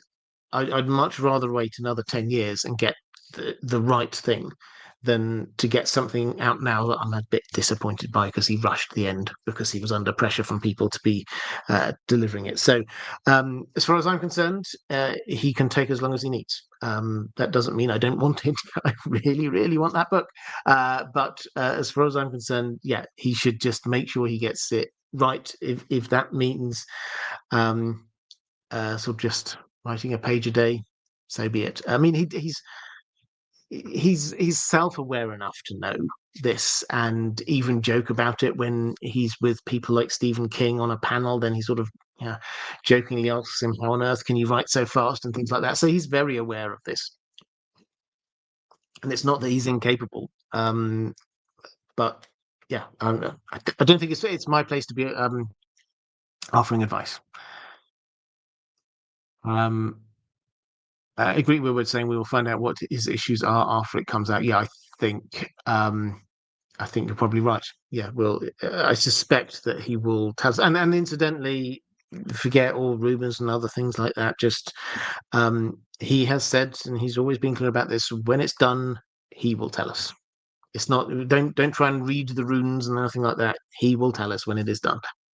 Probably in a blog post, and everyone will get very excited. So, yeah.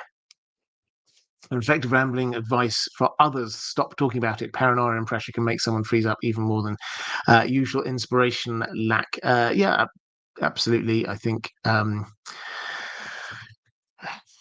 mean, I try not to put pressure on. I mean, I'm delighted we've got the books we have. It would not surprise me if other books come out well, that aren't the Winds of Winter. I already feel a little bit sad in advance for the reaction that would get from people saying, "Oh, I don't want this book. I want that." Um, I'm grateful for what we've got. I'm looking forward to whatever we get in the future. Right, let's go to question from Rabbi Mitra saying salutations, and to you too. Love to fellow patrons and mods in the chat. Yeah, love to. I've already said love to the moderators, patrons. I hugely appreciate what you do to support me. I can't do this. I say this every time. I can't do this without your support. So thank you. I appreciate. That's why I prioritize patrons' questions here. While I'm just pausing briefly to be talking about things, a reminder: people ask me, can I put on Spotify? I put the videos, or I am putting up a rate of about one a day. So I don't know how long that will take to catch up completely.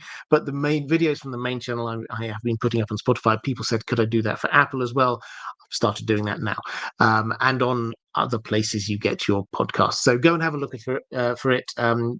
If you do and are so inclined, a positive review would be appreciated. I think that's probably all I have to say. More videos coming out on the main channel as well. And let's go to Ranabim Mitra saying, salutations. Yes, could you explain to us your working hypothesis as to how the Sea Lord can sustain those lemon trees in his backyard in Braavos' northern and wet climate? Okay, so this is an issue that a lot of people have picked up on, which is that Dany has memories of a house with a red door and a lemon tree outside her window. And the working hypothesis is that this is Braavos. However, when Sam is there, he thinks to himself, there aren't any trees here. He'd read about that. He can't see it. Arya thinks there's no trees here. The weather's not great. I can't remember the exact quote, but it was either rainy, misty, or about to be one or the other. So it's like it's not sunny, dawnish kind of weather. So the question goes: how on earth can you think that this is where Dany and Viserys were? Well, there's a whole host of clues. I did a video about this. If you're interested, there's a whole host of clues showing why they were there. The secret pact that was done, which was witnessed by the Sea Lord, a variety of other reasons. But on the simple question, which some people say, aha, it can't be there because there's a lemon tree, there's no trees in Braavos, that the sentence that we have that's saying there are no trees in Braavos, thinks Sam, except the second half of the sentence, it's not even a new sentence, new paragraph, it's the same sentence, except in the courts and the gardens of the mighty.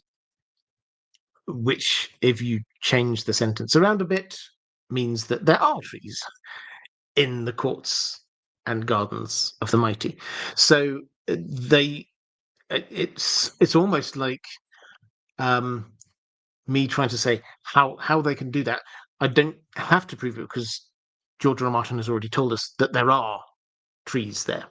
Now, as for how can a lemon tree? Well, it is just a lemon tree, is the first point. So we're not looking at somebody who's got like an orchard of lemon trees. This is just what we're looking at here is the richest person in the entire city with the best garden in the entire city has got one lemon tree. Is it possible that they could keep that one lemon tree alive? I have been I've been reliably informed by lemon tree growing experts that actually lemon trees can grow in non-hot and sunny climates. I have known lemon trees grown in the UK, for example, which is not always. Hate to burst any illusions you may have. It's not always hot and sunny in the UK. Yeah, lemon trees can grow. They can get fresh water in from the aqueduct that's going in there, and added to which, and I think this is the other bit that I would add that we often overlook, there's no suggestion this is a lemon tree that's always been there forever. Um, the suggestion is that this is a lemon tree which was probably brought as a gift, a sapling or whatever was brought as a gift from Dawn, which is where lemons are famed for coming from. It was brought from Dawn by Oberyn Martell as a gift to the Sea Lord of Braavos, because they were trying to broker in Braavos this marriage pact between Viserys and Arianne. So that's the thinking, and that's important because as much as we think about, oh, but how can it survive in bad? It's not been in really bad weather. It's not seen that would not therefore have witnessed a winter, because we've had a 9-year summer, and before that 9-year summer, we will have had a spring. So if it was planted in spring, and that kind of makes sense that you wouldn't bring a tree as a gift if it's just coming to wintertime. If you thought we've got spring, we've got summer, that's the time that you plant it. And that timing works with Dany. So we've got this long spring, long summer, where the weather in Braavos is as nice as it ever gets. It's got, the world's best gardeners probably paid by the Sea Lords to be keeping this thing alive. So and George R. R. Martin is very clear. There are trees there. So it's not a matter of trying to justify that there could be trees. It's a matter of saying, well, there are. How might that happen? Well, perhaps if you've got great gardeners and fresh water, it is possible. And Paul Auger, 1977, say this lemon tree is probably in a pot in a courtyard garden. Yeah, absolutely. So at this point, I'm just quickly flicking through the chat because there's normally somebody saying, Peredo Gladioli saying, my mum has a lemon tree in Suffolk, which is in England, for those who are not aware. Reader saying, I'm exaggerating, it is a tropical paradise here. Absolutely. And Derry's read it before, saying glass houses exist on Planetos. They do. There's certainly one at Winterfell. That wasn't mentioned here. Maybe there was a glass house there. We don't know. It wasn't mentioned here, but it doesn't mean it wasn't there. Marjo32 saying the only problem would be a frost during fruiting. Yep. Lazy ass madman saying the rich guys grew trees on Dune after all. Yeah, absolutely. All right. So there we go. So I think the answer is the answer is that this isn't a big mystery. It's entirely possible to be growing lemon trees in not optimal conditions, and there are trees there in some places, including the place where Dany would have been. Okay, let's go to a question from. Oh yes, the other thing I wanted to point out about that, actually, just while I was thinking about it, I just quickly made a note here, is that we often talk about Braavos as being this grim. It's not cold normally, except in winter. It's not cold weather. It's just on the coast and quite misty. And so actually it can be probably in the summer, it can be quite warm. If you're thinking about the longitude of it and trying to map that across to Westeros, you're looking at something which is sort of in line with the Vale of Arryn, which, although we see it when winter's coming in, the Vale itself is this, and so the Giant's Lance, the Eyrie is at sort of one end of this, is this long valley. It's this, not very wide, but it's this long valley, which is incredibly verdant, and lots of things grow there. And so that's at the same longitude as Braavos. So the idea that this is like freezing cold, it's not freezing cold. It might not be nice weather, but it's not freezing cold. Um,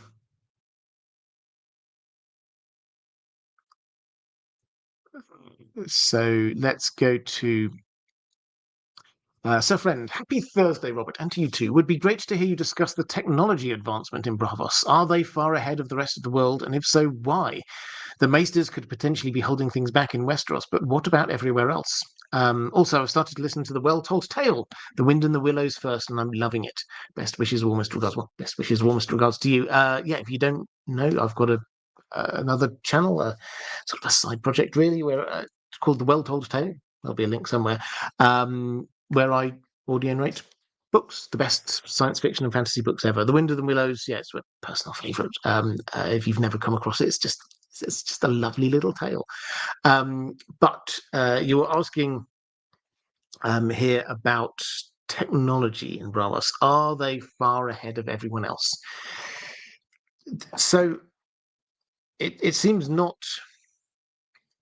so far ahead that it's like everyone's going, wow, what? Well, they've got, you know, the next level up from everyone else. It's not that they're working with computers while everybody else is there sort of scratching things in dirt on the ground or whatever. They're not hugely far advanced, but what they have got is clearly they've moved to a position where they've got specialization of labor, which is what is allowing them to be building their ships so quickly, for example. And they have clearly got ability to be building complex structures like the aqueduct and like the Titan. So the technology is there, but it's not that they're so far ahead of everyone else. Given time, perhaps they would, because the kind of impression we get is that this is the sort of place where there's lots of people all over the place trying things. There's merchants, a massive merchant class going on there. You've got entrepreneurs. You've got the rich people idle and seeking diversions. The kind of situation that would create this more sort of Renaissance kind of feel that might eventually lead into sort of technological advancements. So it's not that they are there yet, but they've started to be improving in a few different ways, and the way is set for advancement there to an extent that is not the case in most of Westeros, for example. In most of Westeros, the Maesters keep a lock on information. And yes, there does appear to be sort of like a merchant class in some of the cities, but it is nowhere near what we see going on in Braavos. You could be forgiven for particularly book one in Winterfell. Do we meet any kind of middle class traders? Not really. When they're sort of heading down south to go to King's Landing, well, there's some, yes, but when you get to Braavos, suddenly this is everything. Arya's going around. There's shopkeepers here, there selling stuff. We hear about thriving businesses. There's a lot more going on than there are in most places in Westeros.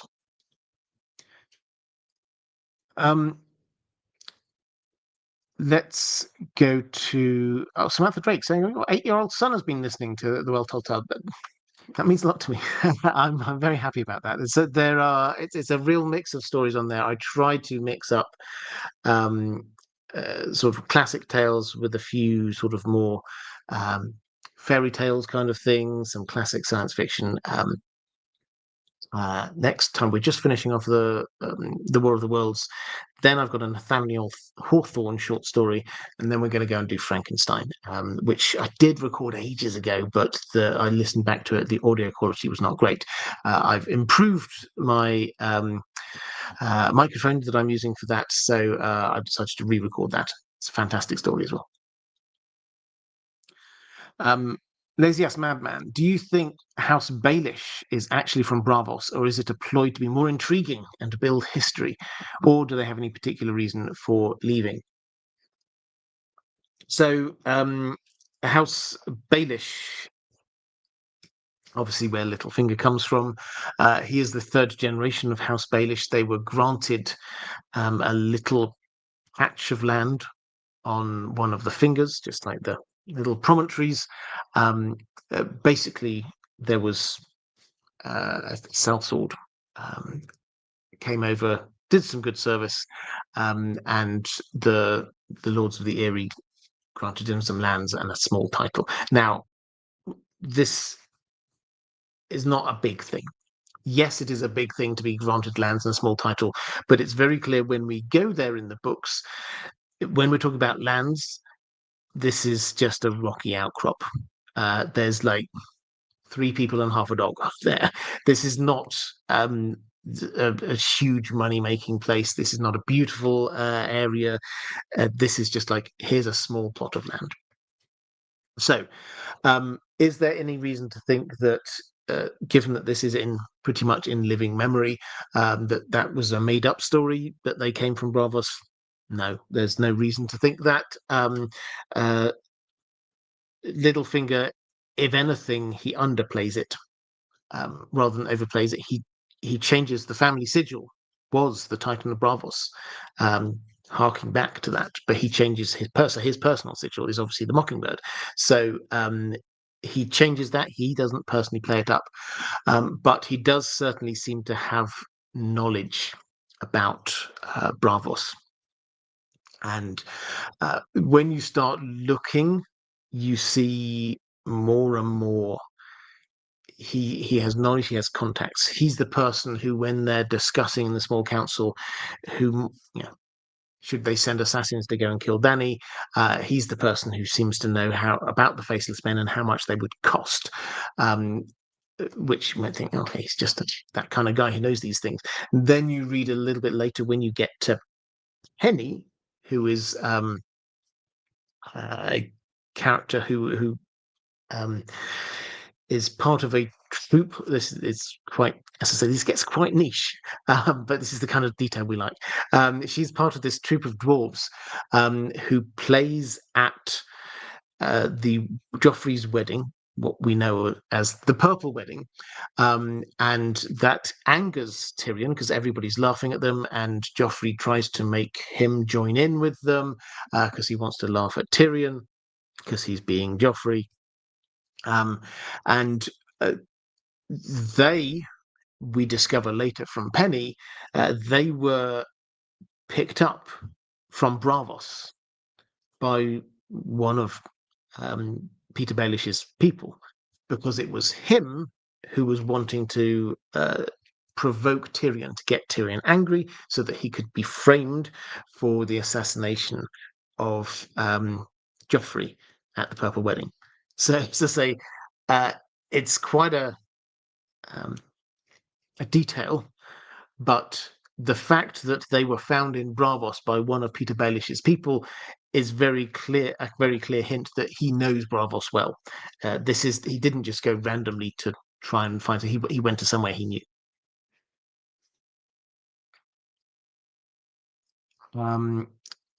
Let's go to Kilgore Tully saying, I only have a minute between work though. Hello, good to see you. Let's go to Ranabir Meet. Oh, actually, I think that's my. Oh, yes, I've caught up all my questions from my patrons about Braavos. So now is a good time to drop any more questions about Braavos into the chat. I will try and pick up as many of them as I can. I have got a Lord of the Rings question from Ranabir Mitra saying, a follow up to the Mirror of Galadriel video. I did a video, what actually is the Mirror of Galadriel? You remember it from the films? Galadriel's there, gets Frodo and Sam, pours water into this big basin, they see things. But what is it? What's actually going on there? Renabim says, you mentioned there a theory I had about running water being linked with good omens versus stagnant water. Can you expand on this theory and share with us some examples you've encountered to back up your theory? Does Ulmo versus Morgoth come into this? Because you mentioned that almost all water is free of the influence of Morgoth. So that's not, that quote you're here, this is like water in Tolkien's world. It's an interesting, again, it's a nerdy sort of rabbit hole if you want to go down this. Tolkien, when he writes and he shows us the world of Middle Earth, he loves nature so much, and one of the ways this comes through is that you can almost tell the nature of a place by the nature that they're in. The Shire is beautiful. Countryside, we get the elves in Lothlorien living and working with nature. You go to places like Mordor, for example, that's not good nature, that's nasty nature. And it's like you could treat that as being like at one level, this is just Tolkien just sort of like telling us a story through the landscape, which he is. But there's more to it than this, because the original big bad guy of the Tolkien world is Morgoth, and he. You can read about this in Morgoth's Ring if you're interested. He sort of poured in the same way that Sauron kind of poured himself into the One Ring. Morgoth poured himself into Middle Earth, sort of corrupting Middle Earth as a whole, and that has ramifications across the piece. And Christopher Tolkien, sort of summarizing some of this, says it is quite possible, of course, that certain elements of conditions of matter had attracted Morgoth's special attention, mainly unless in the remote past for reasons of his own plans. For example, all gold in Middle-earth seems to have had a specially evil trend, but not silver. Water is represented as being almost entirely free of Morgoth. This does not, this of course does not mean that any particular sea, stream, river, well, or even vessel of water could not be poisoned or defiled. All things could be. So that's what Christopher Tolkien says, is that basically water is, by its nature, within Tolkien's world, this is pure, this is good, this is life-giving. And the rabbit hole you can go down in this is to say this is one of the ways that Tolkien kind of shows us stuff. When you get fresh running water, it is a symbol of nature. It's a symbol of goodness. It's a symbol of things being right with the world. Examples you get in Lothlorien, the water that Galadriel uses is from this stream which runs through from this fountain in the center. You get the outside Rivendell. You get that river. The river washes away the evil of the Black Riders. Water, similarly, it washes away Numenor. This washes away bad things going on there. Water is a fresh flowing, free flowing water is deemed to be good. This is why also, again, another video I did, the Black Riders find it hard to cross running water. So we've got that. You asked if this is related at all to Ulmo. Ulmo being the Valar who is associated with the sea and with water. And the answer is yes. Valar is, as we all know, the best of the Valar. Ulmo is the best of the Valar. He never abandoned the children of Ilúvatar, even when the other Valar just like were not really paying much attention. He never did. So the water is often seen as this great blessing. The flip side of that is you can often tell when Tolkien is showing us through the landscape that there's bad things going on. When you have dammed up, still rank water. So I think one of the examples I might have used in that video is that you get outside Moria. One of the ways that we get this idea, there's something not right, is that you get that big pool. That pool wasn't supposed to be there. Well, should have been a river, just sort of, and they talk about it as they're going down. Gimli's saying there should be a river going on here, and it's like somebody must have dammed it up. And what's left is this kind of stagnant pool, which the Watcher in the Water is in. So that's one example. You get Saruman, who dams up the river Isen, and it's like obviously the Ents release the dam, and the water washes through Isengard, and that again is that the free flowing water washing away the evil of what Saruman had been doing. So you get these examples everywhere. The Dead Marshes, again, another example, where you get still stagnant water. That is a bad sign. Where you get rushing, free-flowing water, that is a good sign in Tolkien. And it comes down not just I'm symbolically showing you whether this is a good area or a bad area. This comes down to a deeper understanding about the lore of his world. So let's go to some questions from the chat. Caius Ballerina, does the Iron Bank have branches, or do they really store all of their money in a single location? What does security look like? Well, we're not told this. The original Iron Bank was in these mines, which, and I said slightly tongue-in-cheek, but this is basically the way they say it, was that, you get this basic cave system that they put a big door over the front, and only a certain number, a small number, I think it was 14 people, had the key to open it, hence the key holders. Now, that is, when it's written, it said that is, that's the original base for the Iron Bank. So the implication is that they may still have that, but now probably they keep most of their money underneath the Iron Bank itself. We've not been there in person in the books. Do they have branches? Not specifically, as far as we can tell, in as much as when we see the Iron Bank dealing with with the Iron Throne dealing with the Iron Bank, then it's through envoys. The Iron Bank send an envoy to King's Landing saying, you owe us some money. The Iron Throne sends an envoy to Braavos saying, can we cut some kind of deal here, guys? So that's the way it goes. They don't have a local branch set up in King's Landing that they can go off and deal with stuff there. But they do have people heading out, like Tychonosaurus, heading out to be acting as envoys for them.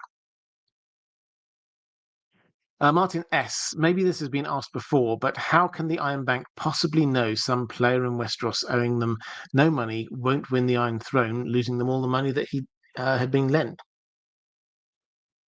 I assume the sort of the example you're going for here is Stannis, who didn't owe them any money, and then they lent him a large amount of money in order to go and win the Iron Throne. What if he dies? What if he doesn't get the Iron Throne?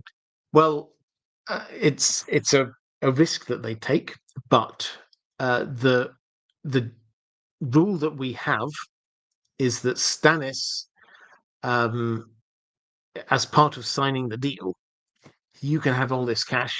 Yes, obviously he has to pay it back at some point, but he also signs up to taking on, when he comes to power, he takes on all the debt that Cersei had. And that was left over from even before that. So there's an accumulation of debt. So I think if we're looking out for this kind of thing, what we'll have to do is, if Stannis, for whatever reason, if he dies or they give up on him and decide somebody else they need to approach, let's say Fagon does sweep into power, they will send somebody there. And they might go, okay, are you willing to take on the debts from Cersei and also from Stannis?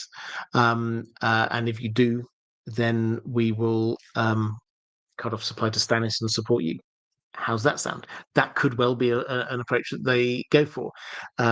So they will not lose. The Iron Bank always gets its due. Is basically that's the approach they have. And although we've not seen it in action, I think the working assumption is that they would take on a debt of anyone claiming to be the king and add that to the king's debt when somebody is in place.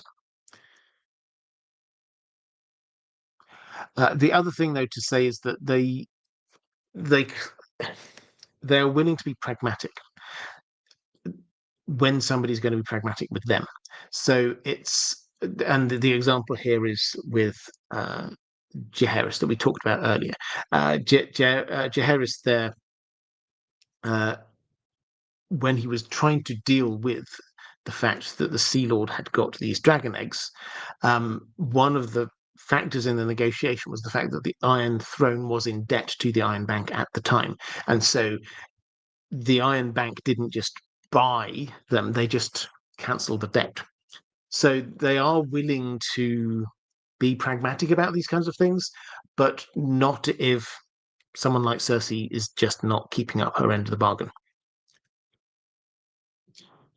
Chaos Ballerina saying, we know that the Iron Bank had the Faceless Men collapse the Rogaire Bank, but we never hear of the takedown of the Bank of Old Town. Do they hate all rival banks or just ones that get too big and important? Well, we don't know what their relation is. And so the Bank of Old Town is interesting. So this gets set up in the wake of the Dance of the Dragons. The Hightowers set up a bank, and we're told it's a success, but there's no implication that it ever gets so big and powerful that this is threatening the Iron Bank. So I think we should assume that they accept they can't just go out and kill every rival out there. It's only when the Rogaire Bank with the Lysine Spring that suddenly became the go-to bank, the one with the greatest riches, because they not only were they based in Lys, but then they also effectively they bought into the Iron Throne, so they had the potential there. If you're thinking about it from a pure banking perspective, they had the potential to become like the Iron Bank is in Braavos to the Iron Throne. And clearly, although Braavos is a big and powerful city, if you take the Seven Kingdoms as a whole, that is even bigger and more influential than Braavos. So yes, there was a strategic reason why they would try and stop that particular thing. As for the bank in Old Town, I think we're left with the assumption that it was a success, but not so big a success that it was considered a threat.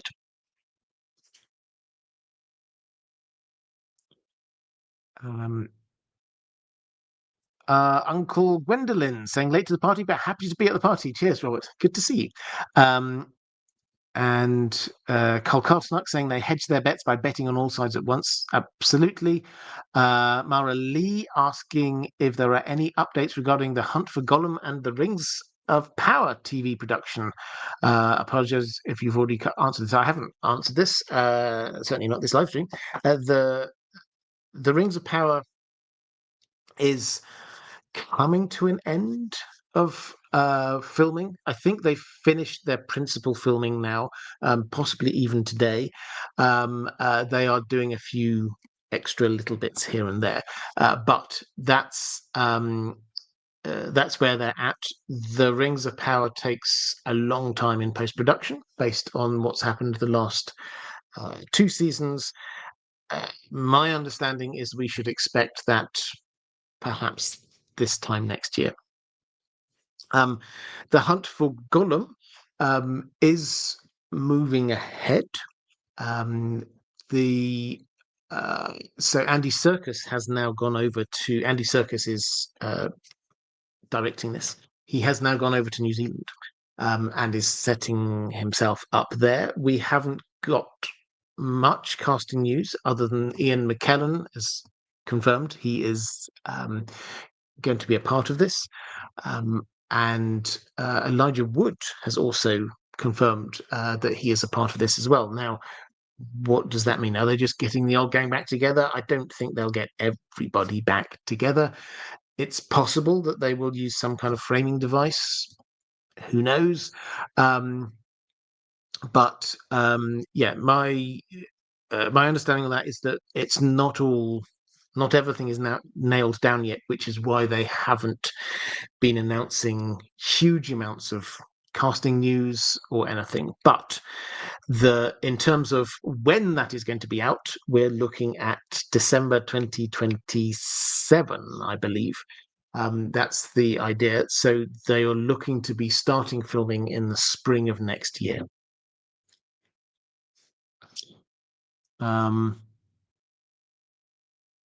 Nice ballerina saying Dany's main problem with ending slavery is keeping it gone. True. Once she makes it to Braavos and they realize she's serious about ending slavery, could they lend aid to help govern those cities until slavery is truly abolished? Theoretically, the bit I'm not sure about is the making it to Braavos. Now,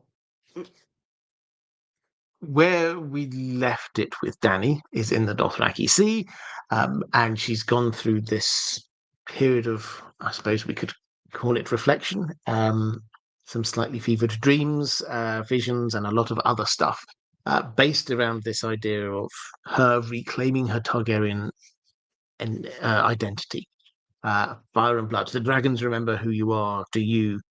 She looks west, and the sky is the color of a blood bruise, etc., etc. This is her about to start the arc, which will lead her to Westeros. So, the reason why I'm sort of uncertain about the Braavos thing is that if she goes the route you would expect her to go, as a default, she's in the Dothraki Sea, but then she will go back to Meereen because that's where her people are, that's where her army is. And if she then gets them to head off, they will go westwards and they will go past Volantis. And we've got lots of foreshadowing that there's things going on in Volantis, and maybe she will be freeing the slaves there. It's noticeable that we're told that the atmosphere Tyrion, when he's going through in the Temple R'hllor there, the slaves are all out there listening to the preaching, and he says that the atmosphere was very similar to what it felt like in King's Landing just before the riot. That this is a tinderbox going on here.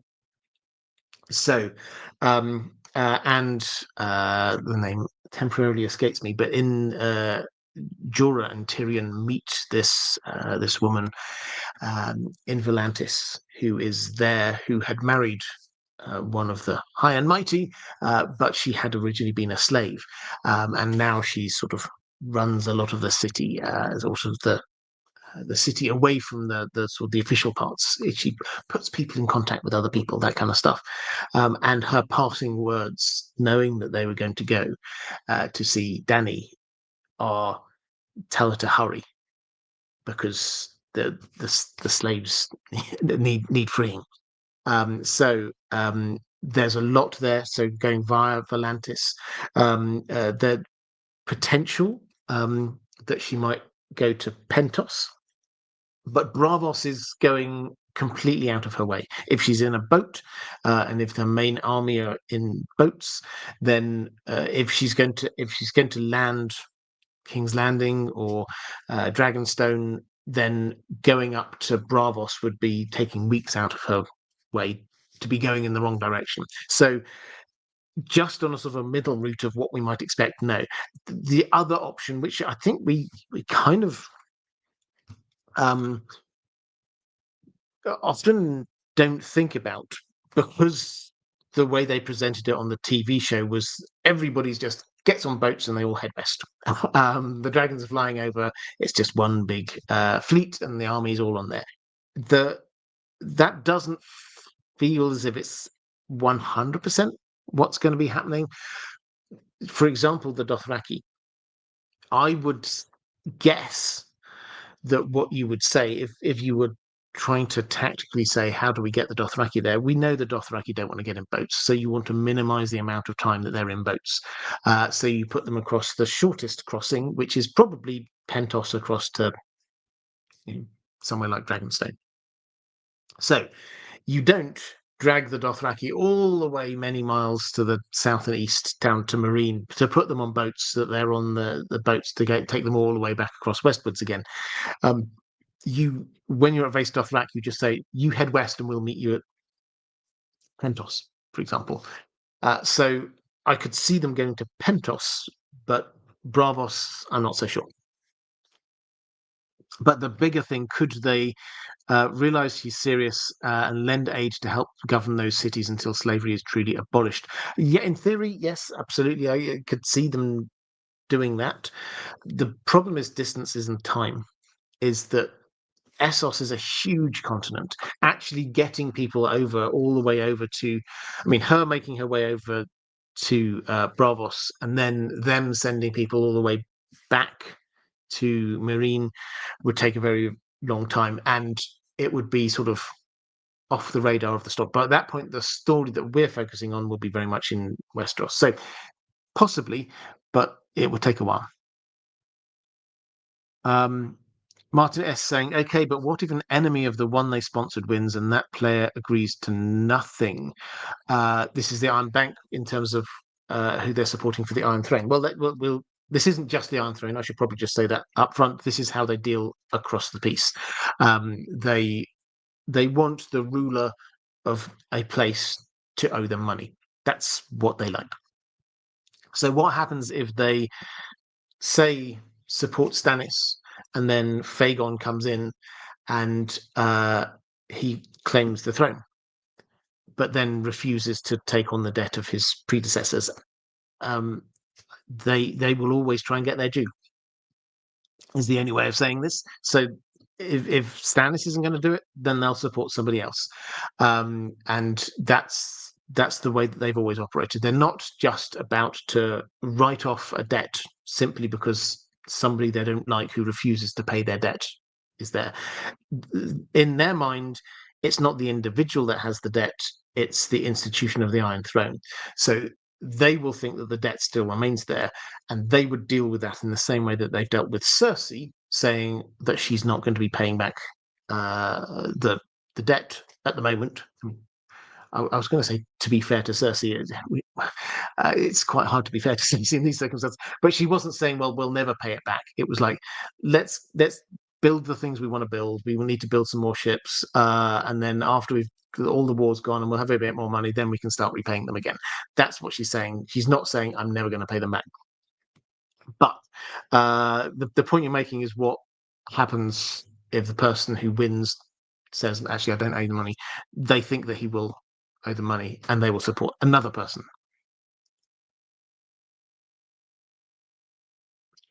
Okay, I think that's me. Have a quick flick through now.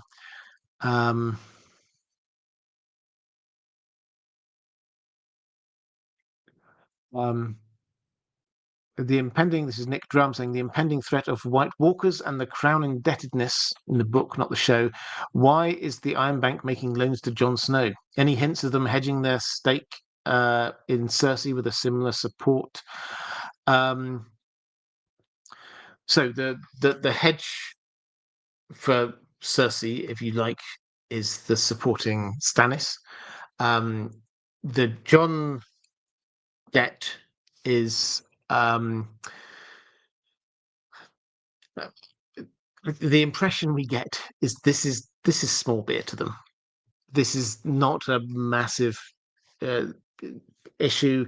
They're probably they will know who the Night's Watch, from their perspective, the Night's Watch aren't going anywhere. They're lending Jon enough money to be buying provisions and to be getting half a dozen ships or so. This is not the kind of money they're lending to Stannis to overthrow and take over an entire kingdom. This is just keeping people going through the winter. So I don't think that they see that as a big thing, to be honest. I hope that's the question you're answering. But yeah, I don't think they need to hedge that so much as theoretically, if they get to the other side of winter and they can't pay stuff back, then yeah, they would. There's no reason to think that they wouldn't support somebody else. to be the new Lord Commander. Let's put it that way.